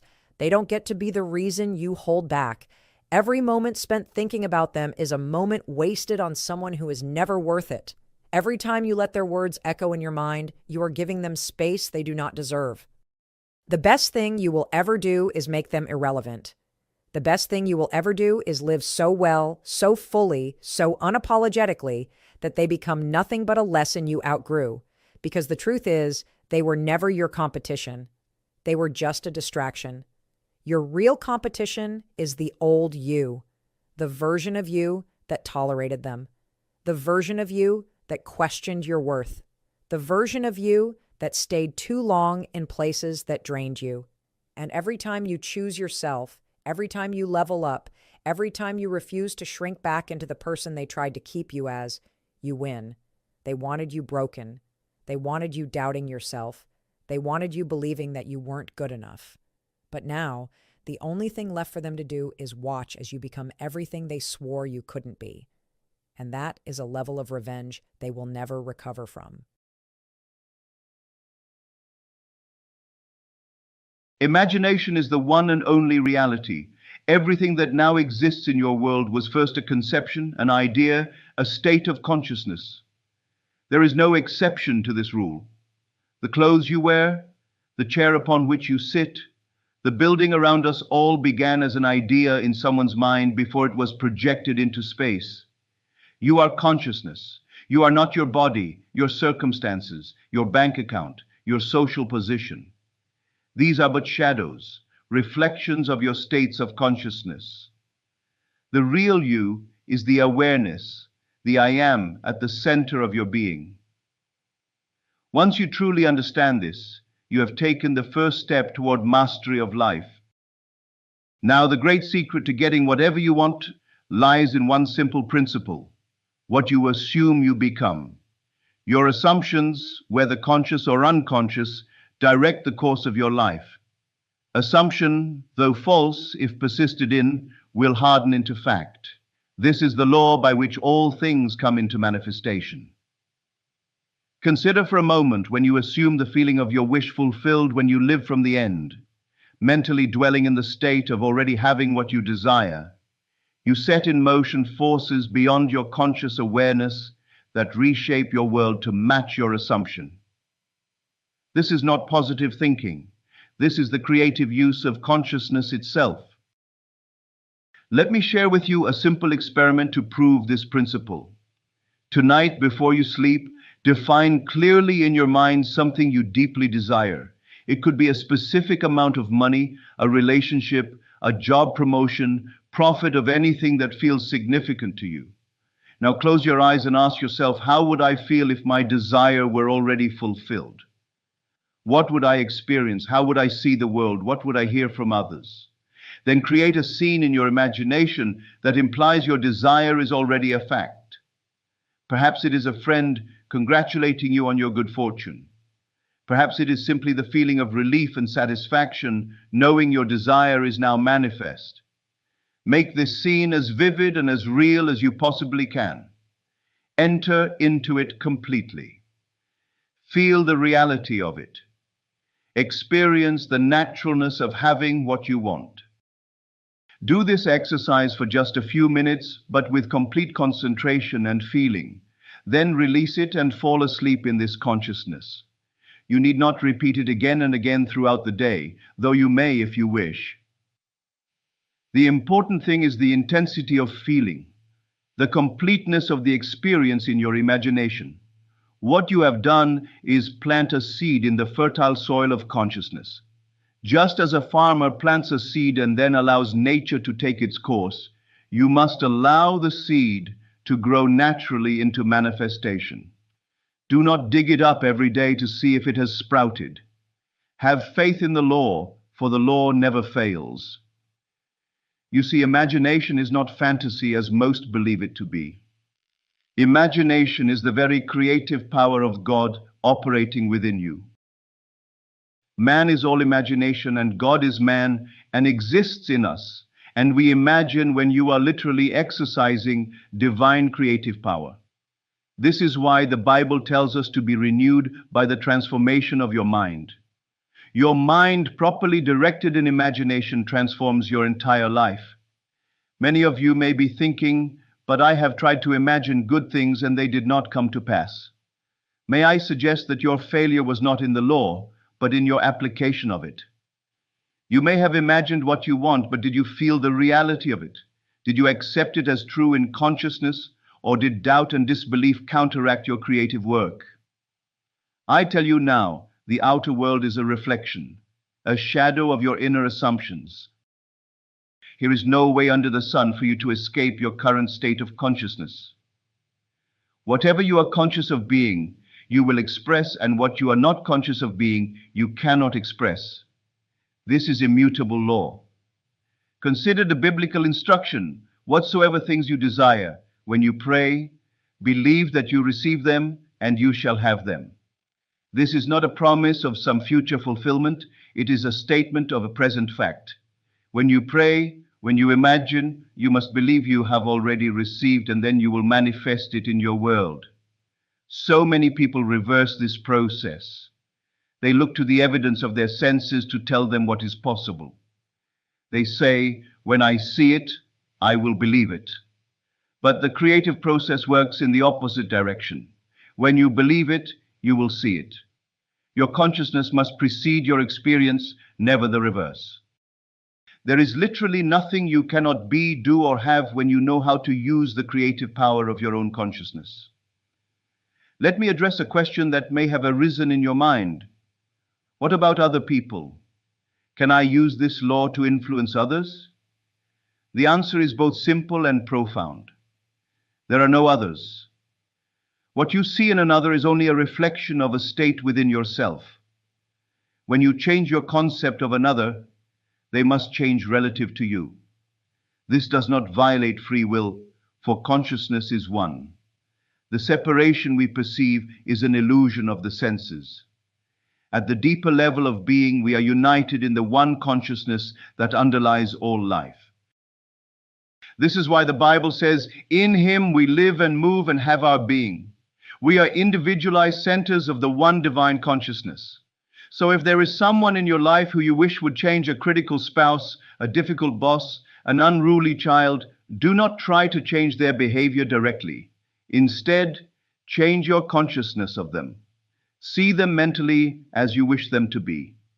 Interact with them in your imagination as if they were already expressing the qualities you desire to see. If you persist in this new consciousness, they must conform to your new conception, for your consciousness of them is part of your world of shadows that must rearrange itself to match your inner assumptions. The consciousness that creates worlds is divine love itself. When your desire springs from love, love for yourself, love for others, love for life itself, its manifestation is assured. If you find that your desire is tinged with fear, resentment, or the need to prove something, I urge you to elevate it. Ask yourself, what do I really want? What is the essence of this desire? Often you will discover that beneath the superficial want lies a deeper longing that is pure and loving. For instance, you may think you want wealth to show others your worth, but beneath that is the deeper desire for freedom, security, and the ability to express your gifts. Focus on this essence, and your manifestation will come more naturally and bring greater fulfillment when it arrives. Many of you have been taught that circumstances create your thoughts and feelings. You believe that when your circumstances improve, then you will feel better and think more positively. This is exactly backward. Your circumstances are the effect, not the cause of your consciousness. When you wait for circumstances to change before changing your consciousness, you trap yourself in a circle of perpetual limitation. The way out is to boldly assume the consciousness of your wish fulfilled, regardless of appearing circumstances. This requires a radical faith in the primacy of consciousness. You must be willing to call those things which do not yet appear in your world as though they did. This is not self-deception, it is understanding the true creative process. Do not be discouraged if your world does not change overnight. Continue night after night to sleep in the assumption of your wish fulfilled. Your persistence in maintaining the feeling of your wish fulfilled, despite contradictory evidence from your senses, is the measure of your faith. And according to your faith, it is done unto you. There may be times when doubts arise, when your old patterns of thought reclaim your attention. This is natural. Do not fight these thoughts or feelings. Simply acknowledge them and gently bring your consciousness back to the feeling of your wish fulfilled. Remember, you are breaking lifelong habits of thought. Just as it would take time and consistent effort to master a new physical skill, like playing the piano or speaking a new language, it takes practice to master this new way of using consciousness. But I promise you this, with continued application, this process becomes easier and more natural. You will find yourself spontaneously thinking from your desire rather than of it. When this shift occurs, manifestation accelerates dramatically. Now let me address an aspect that many find difficult, letting go of the how. Your job is not to determine how your desire will manifest. Your job is to assume the feeling of the wish fulfilled and allow infinite intelligence to bring it about in the most appropriate way. Often we limit our good by trying to dictate exactly how it should come to us. We may have a specific person, circumstance, or event in mind as the vehicle for our desire. But by fixating on the specific channel, we block countless other channels through which our good might flow. The consciousness that created the universe does not need your assistance in determining the path of manifestation. Your role is to determine the what through your assumption. The how will take care of itself. When you try to control the how, you limit yourself to what your current mindset believes is possible. When you surrender the how while maintaining the feeling of the end, you open yourself to infinite possibilities. You are the very consciousness in which all things exist. When you know this not intellectually but experientially, you step into your divine inheritance as a creative being made in the image of God. Consciousness is the only reality. What you are conscious of being, you will express in your world.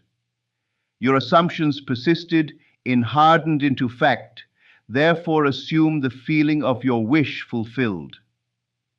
The creative process involves clarifying your desire, constructing a scene that implies fulfillment, and experiencing that scene with full sensory and emotional involvement until it feels natural. Sleep in the consciousness of your desire, fulfilled, allowing it to sink deeply into your subconscious mind, where it will germinate and express in your outer world. Do not concern yourself with the how. Your job is to maintain the consciousness of the end, and the means will take care of themselves. Be persistent in your new assumption, though your senses may deny it. Continue to be faithful to the feeling of your wish fulfilled. Express gratitude for your desire as though it were already manifest. This attitude accelerates the manifestation process. Finally, embody the consciousness of your desire in all aspects of your life. Think, feel, speak, and act as the person who already has what you desire. The power is not outside of you. It is not something to attain or achieve. It is your very being, your I amness. Use this power consciously, lovingly, and with reverence, and there is absolutely nothing you cannot be, do, or have.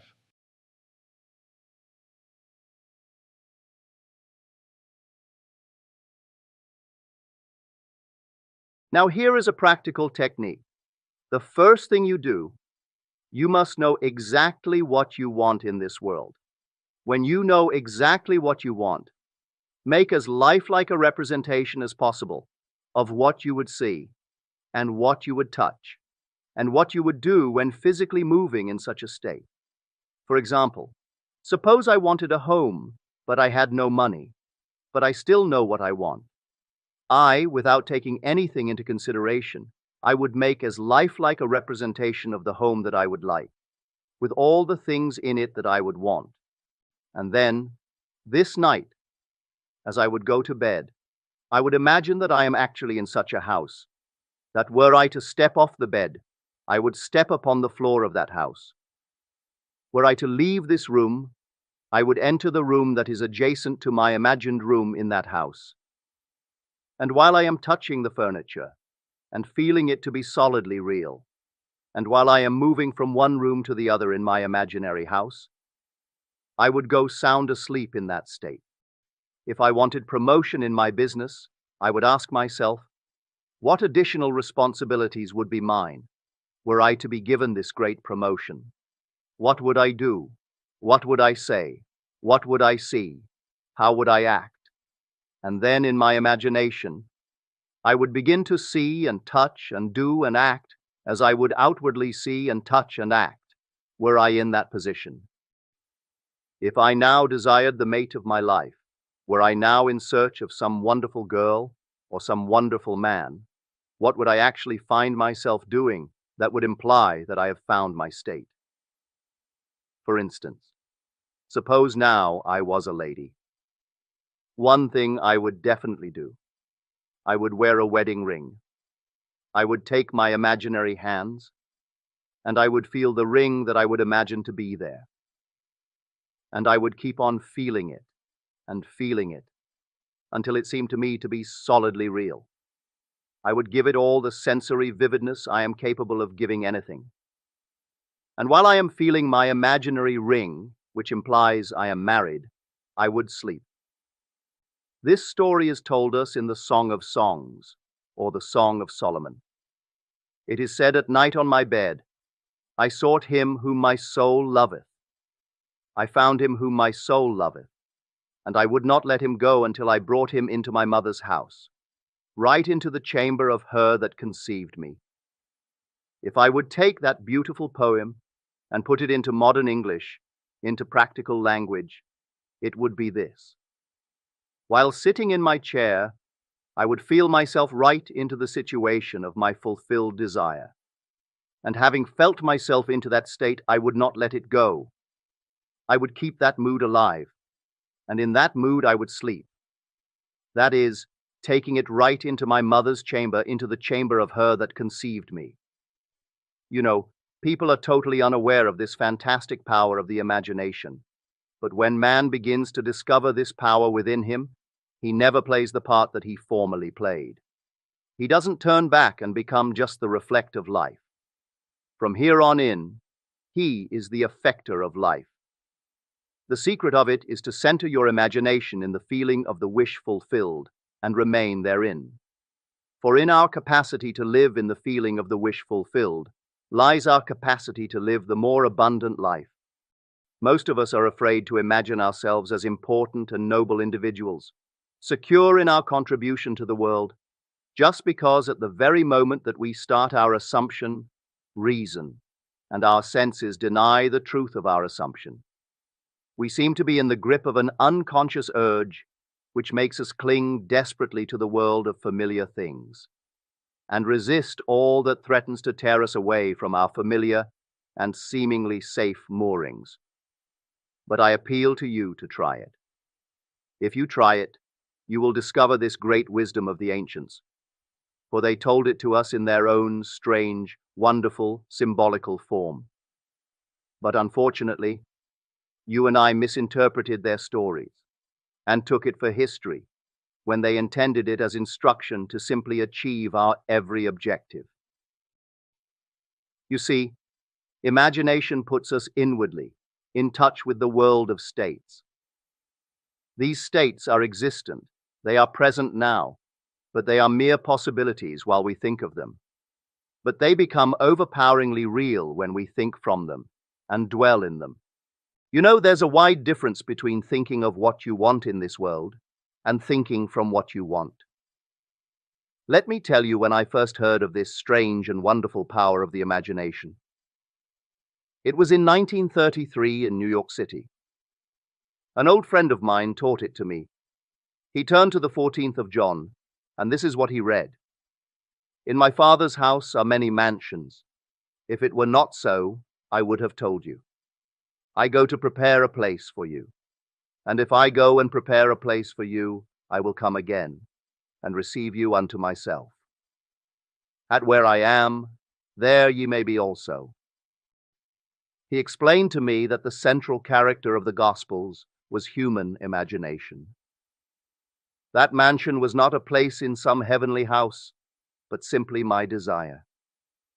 If I would make a living representation of the state desired, and then enter that state and abide in that state, I would realize it. At the time, I wanted to make a trip to the island of Barbados in the West Indies, but I had no money. He explained to me that if I would that night, as I slept in New York City, assume that I was sleeping in my earthly father's house in Barbados, and go sound asleep in that state, that I would realize my trip. Well, I took him at his word and tried it. For 1 month, night after night, as I fell asleep, I assumed I was sleeping in my father's home in Barbados. At the end of my month, an invitation from my family came, inviting me to spend the winter in Barbados. I sailed for Barbados the early part of December of that year. From then on, I knew I had found this Savior in myself. The old man told me that it would never fail. Even after it happened, I could hardly believe that it would not have happened anyway. That's how strange this whole thing is. On reflection, it happens so naturally. You begin to feel or to tell yourself what it would have happened anyway, and you quickly recover from this wonderful experience of yours. It never failed me if I would give the mood, the imagined mood, sensory vividness. I could tell you a number of case histories to show you how it works, but in essence it's simple. You simply know what you want. When you know what you want, you're thinking of it. That is not enough. You must now begin to think from it. Well, how could I think from it? I am sitting here, and I desire to be elsewhere. How could I, while sitting here physically, put myself in imagination at a point in space removed from this room and make that real to me? Quite easily.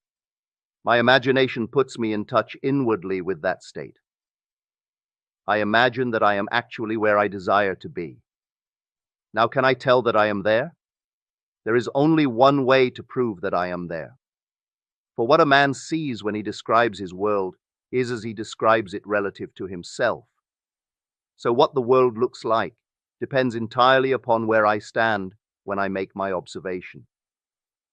So if, as I describe my world, it is related to that point in space I imagine that I am occupying, then I must be there.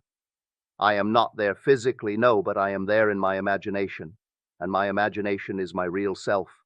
And where I go in imagination and make it real, there I shall go in the flesh also.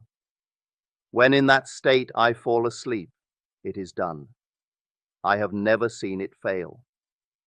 So this is the simple technique on how to use your imagination to realize your every objective.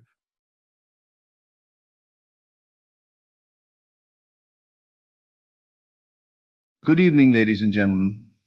Before we begin tonight, I want you to look around this room. Each one of you came here in a particular state of consciousness. Some of you arrived feeling hopeful, others perhaps skeptical. Some are eager, others cautious. And each of these states, every single one, is about to determine what you take away from our time together this evening. You see, I didn't choose tonight's topic randomly. I chose it because it contains the master key to everything you've ever desired. Tonight I want to share with you one of the most profound truths you will ever encounter. A truth that, when understood and applied, will revolutionize your entire existence. I want to speak to you about states of consciousness. Now let me begin with this fundamental principle. And I want you to write this down. You are in a state. You always will be in a state. The moment you know what state you are in, you can get out of it. A lady came to me just last week. Let me tell you her story because it illustrates perfectly what I'm about to share with you. She said, "Neville, I've been trying to manifest a loving relationship for 3 years. I've done everything, visualized, affirmed, prayed, but nothing works. What am I doing wrong?" I said to her, "My dear, you're not doing anything wrong. You're simply living in the wrong state." You see, she was living in the state of wanting love, the state of lacking love, the state of trying to get love. And the universe, being the faithful mirror that it is, kept reflecting back to her exactly that: more wanting, more lacking, more trying. Listen carefully to what I'm telling you. At every moment of your existence, right now, as you sit here listening to these words, you are in a state of consciousness. You are occupying a particular state, a specific way of being, feeling, and perceiving. This state, my friends, determines everything you experience, how you feel, what you think, what you expect, and ultimately, mark this well, what manifests in your world. Let me ask you something. Have you ever walked into a room and immediately felt the tension, even though no one said a word? Have you ever met someone and instantly felt drawn to them? Or perhaps repelled without knowing why? That, my friends, is consciousness recognizing consciousness. That is state recognizing state. Most people, I tell you, live their entire lives without ever recognizing that they are constantly moving between different states of consciousness. They are like actors changing costumes between scenes of a play they don't even realize they're performing in. But you tonight, you are going to understand something that will set you free forever. Understanding states of consciousness is perhaps the most practical and transformative knowledge you can acquire. It is the difference, I tell you, between being tossed around by life's circumstances and becoming the conscious director of your own experience. When you truly grasp what it means to be in a state, and more importantly, how to deliberately choose and maintain the states that serve you, you gain access to a level of personal power that most people never even know exists. I remember a gentleman who attended my lectures years ago. He was a struggling artist, living in a tiny apartment, barely able to pay his rent. But one evening, something clicked. He understood what I was teaching about states. Instead of continuing to live in the state of the struggling artist, he began to live in the state of the successful, celebrated artist. Within 6 months, a gallery owner discovered his work. He had his first solo show, and collectors began buying his paintings. Did his circumstances change his state? No. His state changed his circumstances. As within, so without. This is the law. Now think about your own life for a moment. Have you ever noticed, and I know you have, how some days you feel confident, capable, and optimistic, and everything seems to flow effortlessly? The coffee tastes better. People smile at you, doors literally open for you, opportunities appear, problems resolve themselves with ease. Then there are other days when you feel uncertain, worried, or frustrated, and it seems like everything goes wrong. Traffic is heavier. People are more difficult. Even your favorite restaurant seems to have lost its charm. Obstacles appear everywhere you turn. What happened? Did the external circumstances change first? Did the world suddenly decide to treat you differently? No, you did. You shifted from one state of consciousness to another, and your world shifted to match. This is not coincidence, my friends. This is not random. This is the fundamental law of consciousness in action. The very law that Moses spoke of when he declared, "I am that I am." Think about this deeply. When Moses stood before the burning bush and asked God for his name, the answer came back, "I am that I am, not I was or I will be, but I am." Present tense. Eternal now. Whatever you place after I am, you become I am broke. And so you are. I am sick. And so you are. I am blessed. And so you are. I am is the creative power of the universe, and it's operating through you right now. Your state of consciousness is the broadcaster, and your external world is the receiver. Whatever frequency you're broadcasting, whatever state you're in, the world around you must tune in to match that frequency. It has no choice in the matter. As I have told you many times before, consciousness is the only reality, and everything else is its shadow. But what exactly is a state of consciousness?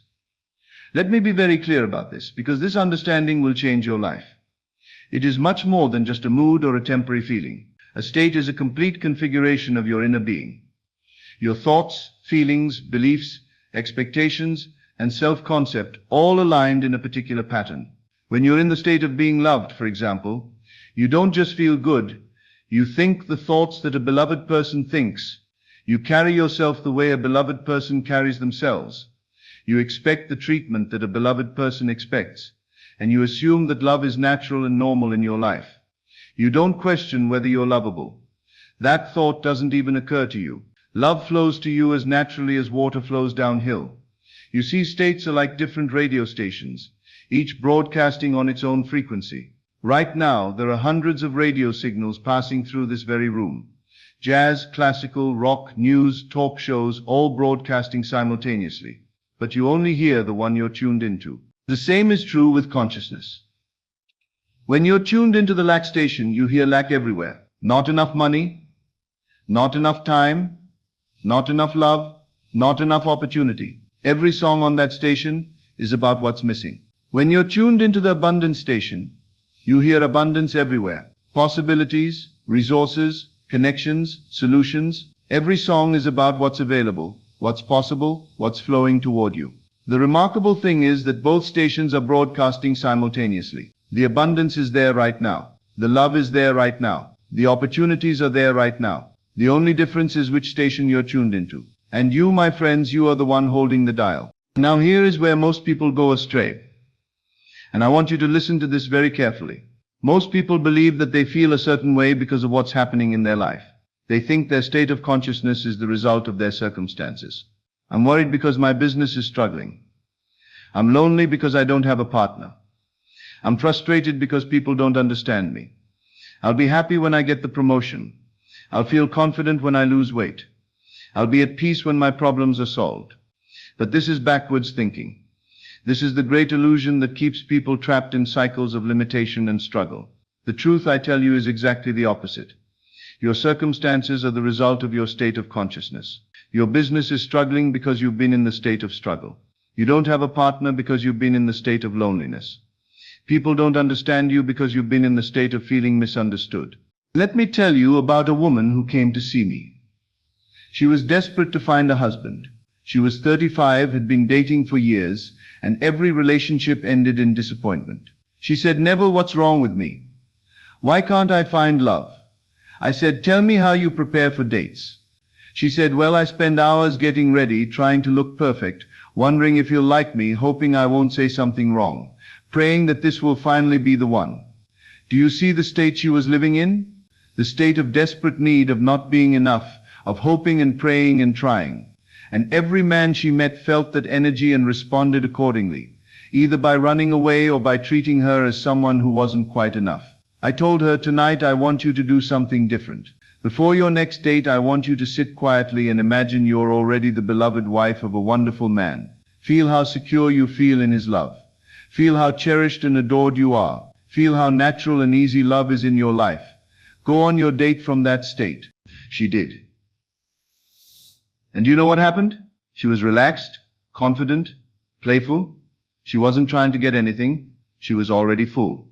The man felt completely different energy from her and responded completely differently. They were engaged within 6 months. This reversal of cause and effect is perhaps the most difficult concept for people to accept, because it challenges everything they've been taught about how life works. We've been conditioned, you see, to believe that the external world is solid, fixed, and independent of our inner experience. We've been taught that we must adapt our feelings to match our circumstances. We wait for conditions to change before we allow ourselves to feel different. But I tell you tonight, and I want you to really hear this, consciousness is the only reality, and all external circumstances are simply consciousness made manifest. Change your state of consciousness, and your circumstances must change to match. This is not theory. This is law, as absolute and reliable as the law of gravity. The beautiful thing about understanding states, and this should fill you with tremendous hope, is that it puts you back in the driver's seat of your life. No longer do you have to wait for circumstances to change in order to feel different. No longer do you have to be at the mercy of what other people do or don't do. No longer do you have to let external conditions dictate your inner experience. You can choose your state first and let your external world reorganize itself to match. Think about this for a moment. Right now, in this very moment, you could choose to be in the state of gratitude. You could choose to be in the state of love. You could choose to be in the state of abundance. You could choose to be in the state of perfect health, not because your outer circumstances warrant it, but because you are the operant power. You are consciousness itself, temporarily forgetting its own power. But let me be very clear about something, because this is where many people stumble. Choosing a state is different from trying to feel something. When people first learn about states of consciousness, they often make the mistake of trying to force themselves into a different state through willpower or positive thinking. They grit their teeth and try to convince themselves they feel confident when they feel scared, or they try to paste a smile on their face when they feel sad. This approach rarely works because it's working from the surface instead of the depth. It's like trying to change the image in a mirror by working on the mirror instead of changing what's standing in front of it. The mirror has no choice but to reflect what's before it. Your outer world has no choice but to reflect your inner state. True state change happens at the level of assumption, at the level of what you take to be true about yourself and your world. When you're in the state of being wealthy, you don't just think positive thoughts about money. You don't affirm, "I am rich," while feeling poor inside. You assume abundance is normal for you. You expect good things to flow into your life. You feel secure about your resources. You think from wealth rather than about wealth. You're not trying to convince yourself of anything. You simply know that prosperity is your natural condition. Let me give you a practical example. I once knew a man who wanted to be a successful writer. For years he struggled, sending out manuscripts and receiving rejection after rejection. He was living in the state of the unsuccessful writer, the struggling writer, the writer who might never make it. One day he decided to change his state. Instead of living as the struggling writer, he began to live as the successful writer. How does a successful writer feel when he wakes up, confident about his craft? How does he sit at his desk, with authority and purpose? How does he think about his work, as valuable as something the world wants to read? He began to live from this state completely.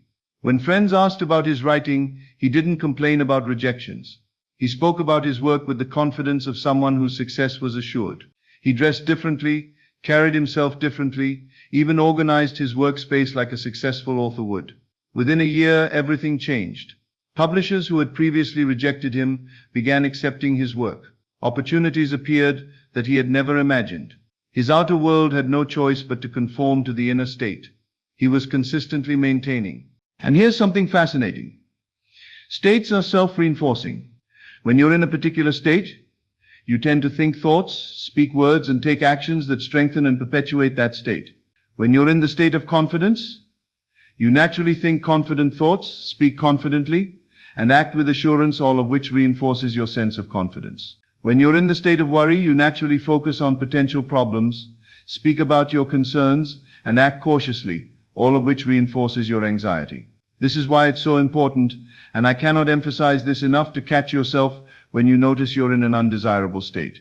The longer you remain in a state, the more entrenched it becomes, and the more evidence you create to support it. But the moment you recognize what state you're in, you have the power to shift out of it. I want you to become a detective of your own consciousness. Throughout your day, ask yourself, what state am I in right now? Am I in the state of lack or abundance?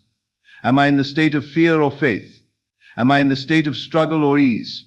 Just this awareness alone will begin to transform your experience. The recognition itself is powerful, my friends. Most people are so identified with their current state that they don't even realize they're in one. They think their worries, fears, or frustrations are just realistic responses to their situation. They say, I'm not in a state, I'm just being practical. But when you step back and observe yourself objectively, when you notice I'm in the state of worry, or I'm in the state of lack, or I'm in the state of feeling unworthy, you immediately create some distance between yourself and the state. You realize that the state is something you're experiencing, not something you are.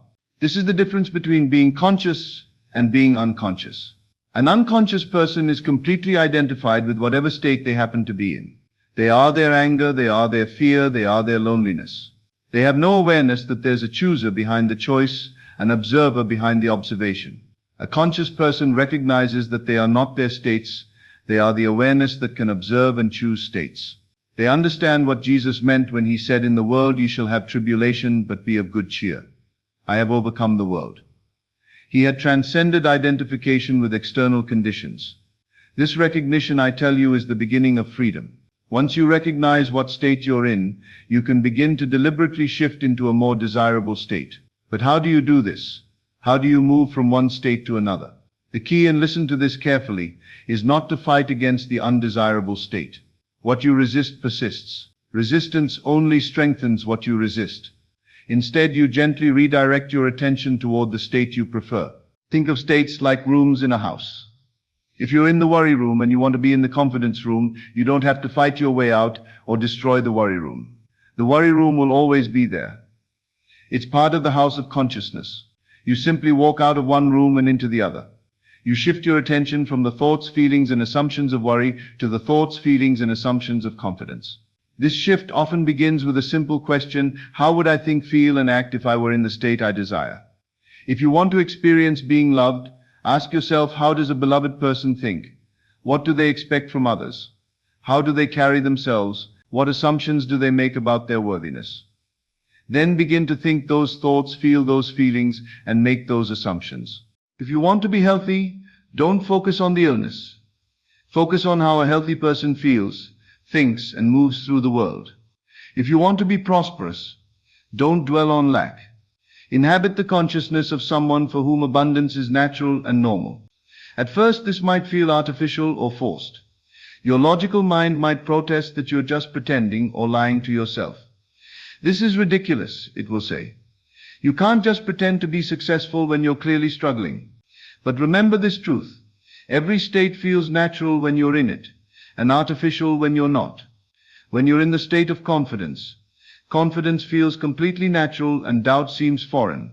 When you're in the state of doubt, doubt feels reasonable and confidence seems foolish. The goal is not to convince your mind that the new state is true. The goal is to inhabit it fully enough that it becomes your natural way of being. You're not pretending, you're remembering. You're returning to your natural state as the operant power of your own experience. Now, here's something remarkable that I want you to understand. States are contagious. When you're genuinely in a state of joy, others around you tend to feel more joyful. When you're in a state of peace, others feel more peaceful in your presence. When you're in a state of love, others feel more loving. This is not because you're doing anything to them. It's because states of consciousness radiate outward and influence the entire field of experience around them. Have you ever been in a bad mood and then spent time with someone who was genuinely happy and peaceful? If they were truly centered in that state, not just putting on a facade, you probably found your mood shifting. Their state of consciousness was broadcasting a different frequency, and your consciousness began to tune into that frequency. This is why changing yourself truly does change your world. It's not just metaphysical theory. It's practical reality. When you shift into a different state of consciousness, you literally become a different person. And the world must respond to this new person accordingly. The same situations that used to trigger worry might now trigger creative solutions. The same people who used to annoy you might now seem endearing. The same challenges that used to overwhelm you might now seem like exciting opportunities. I remember a businessman who came to my lectures. He was constantly frustrated with his employees, always complaining that they were lazy and incompetent. Neville, he said, you can't change human nature. Some people are just naturally unmotivated. I said to him, the problem isn't with your employees. The problem is with the state you're in when you think about them. You're living in the state of the frustrated boss with lazy employees. As long as you maintain that state, that's exactly what you'll experience. He was skeptical, but he agreed to try an experiment. For 1 month, he would live in the state of a leader who was blessed with dedicated, capable employees. Every morning before work, he would sit quietly and feel grateful for his wonderful team. He would imagine them being creative, enthusiastic, and productive. He would see them as the kinds of people any company would be thrilled to have. The results were remarkable. Within weeks, his employees began behaving differently. They started coming to him with ideas. They took more initiative. They seemed more engaged and energetic. Had the employees changed, or had his state of consciousness changed, causing him to see and evoke different qualities in the same people? But sustaining a new state requires practice and persistence. Old states have momentum. They're familiar grooves in consciousness that you've traveled many times. New states feel unfamiliar at first, like paths through unmapped territory. It's natural for consciousness to want to return to familiar states even if they're undesirable. This is why people often sabotage their own success or find themselves repeating the same patterns over and over again. Your consciousness is like a river that has been flowing in a particular direction for years. To redirect that river requires consistent effort until the new channel becomes deeper than the old one. But once the new path is established, the water flows there naturally. The secret to maintaining a new state is to live from it consistently, even when external evidence seems to contradict it. If you're cultivating the state of being successful, you must maintain that state even when your current circumstances look unsuccessful. If you're embodying the state of being loved, you must stay in that state even when people around you seem cold or distant. This is not denial or self-deception. This is conscious creation in action. You are not ignoring reality. You are choosing which reality to make real. Remember, there are infinite possible realities, infinite possible versions of your story. The one that becomes real is the one you consistently assume to be true. This requires what I call living by faith, not by sight. Faith is not blind belief. Faith is the ability to feel the reality of your desire before it appears in the world of form. It's the ability to be in the state of having what you want before you have it physically.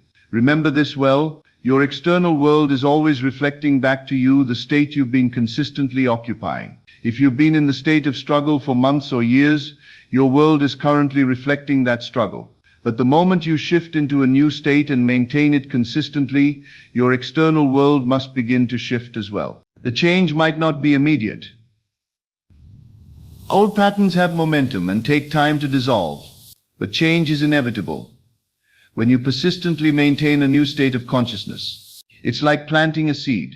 You don't see the plant immediately, but if you water it consistently and give it sunlight, it must eventually break through the soil. I want to tell you about a woman who understood this perfectly.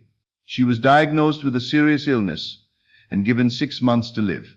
Instead of accepting that prognosis, she decided to live in the state of perfect health. Every morning she would spend time feeling grateful for her strong, healthy body. She would imagine herself 5 years in the future, vibrant and energetic. She would think the thoughts and feel the feelings of someone in perfect health. Her doctors thought she was delusional. Her family worried she wasn't facing reality. But she persisted in her state. 6 months passed, then a year, then 2 years. When they tested her again, they found no trace of the illness. The doctors called it a miracle. But she knew it was simply consciousness expressing as form. This is the great secret that mystics and masters throughout history have tried to convey. As Jesus said, "Therefore I tell you, whatever you ask in prayer, believe that you have received it, and it will be yours." Notice he didn't say, believe that you will receive it someday if you're good enough. He said, believe that you have received it. Present tense, right now. You see, you are not at the mercy of external circumstances, because external circumstances are at the mercy of your consciousness. You are not the victim of your states, you are the chooser of your states. Every moment offers you the opportunity to consciously select the state that will create the life you desire. But here's what most people don't understand. You're already doing this perfectly. Right now in this moment, your current life is the perfect reflection of the states you've been habitually occupying. Your relationships reflect the state of consciousness you hold about love and connection. Your health reflects the state of consciousness you hold about your body. Your finances reflect the state of consciousness you hold about abundance and worthiness. The question isn't whether this works. It's always working. The question is whether you're doing it consciously or unconsciously.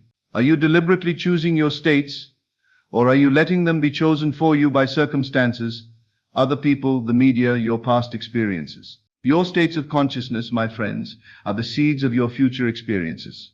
Plant seeds of confidence, and you'll harvest evidence of your capability. Plant seeds of love, and you'll harvest loving relationships. Plant seeds of abundance, and you'll harvest prosperity in all its forms. Plant seeds of gratitude, and you'll harvest countless blessings to be grateful for. The law is exact, impersonal, and unfailingly faithful. It doesn't judge whether you deserve what you're asking for. It doesn't decide whether your desires are appropriate or realistic. It simply says yes to whatever state you consistently maintain. Whatever state you consistently occupy, that state must manifest as your lived experience. This is both the most empowering and the most sobering truth you'll ever encounter. Empowering because it means you have absolute creative control over your experience. Sobering because it means you're responsible for everything in your life. Not because you consciously chose it, but because some aspect of your consciousness created it. But don't let this burden you with guilt or self-blame. Most of your current states were programmed into you before you were even aware you had a choice. Your family, your culture, your education, your experiences all contributed to the states you learned to inhabit automatically. You're not to blame for what you didn't know. But now that you know, you are responsible, able to respond differently. So tonight, as you leave here, I want you to understand this. The question is not whether you're in a state you always are. The question is not whether your states are creating your reality. They always do. The only question that matters is which states will you consciously choose to inhabit? Which seeds will you plant in the garden of your consciousness? Which radio station will you tune into? You are the master of your states, and your states are the masters of your world. Choose them wisely, inhabit them fully, and watch as your entire reality transforms to match the consciousness you've chosen to embody. You are not a victim of your states. You are their creator, their director, and their conscious inhabitant. In every moment, you have the power to shift. In every breath, you can choose anew. Your next state of consciousness is always just a thought, a feeling, a decision away. The only question that remains is who will you choose to be? Will you choose to be the person who waits for conditions to change before allowing yourself to feel different? Or will you be the person who changes their inner condition and watches the outer world transform accordingly? Will you choose to be at the mercy of circumstances, other people's moods and external events? Or will you be the conscious creator of your own experience? Will you choose to live from the states that were programmed into you by others? Or will you consciously select the states that serve your highest vision of yourself and your life? The choice, as always, is yours. But remember this, not choosing is also a choice. Remaining unconscious is also a decision. Living by default is still living by design. Just not your own design. Tonight I invite you to become the conscious architect of your own states of consciousness. I invite you to recognize the incredible power you possess, the power to transform your entire world by transforming the way you hold yourself in consciousness. As I always tell you, assume the feeling of your wish fulfilled. Tonight I say to you, assume the state of your desire, and persist in that assumption until it hardens into fact. Your persistence will be rewarded. Your faith will be honored. Your consciousness will express itself as the life you've dared to imagine. The power is within you. It has always been within you. You are the operant power. You are consciousness itself, playing at being human, temporarily forgetting your own creative authority. But now you remember. Now you know. Now you can choose. Go forth and create consciously. Assume the state of your dreams and live from that assumption until it becomes your reality. The world is waiting to conform to your consciousness. The only question is, what consciousness will you give it to conform to? Thank you. And good evening. This is Best of Lectures YouTube channel. Thank you for watching. See you in the next video.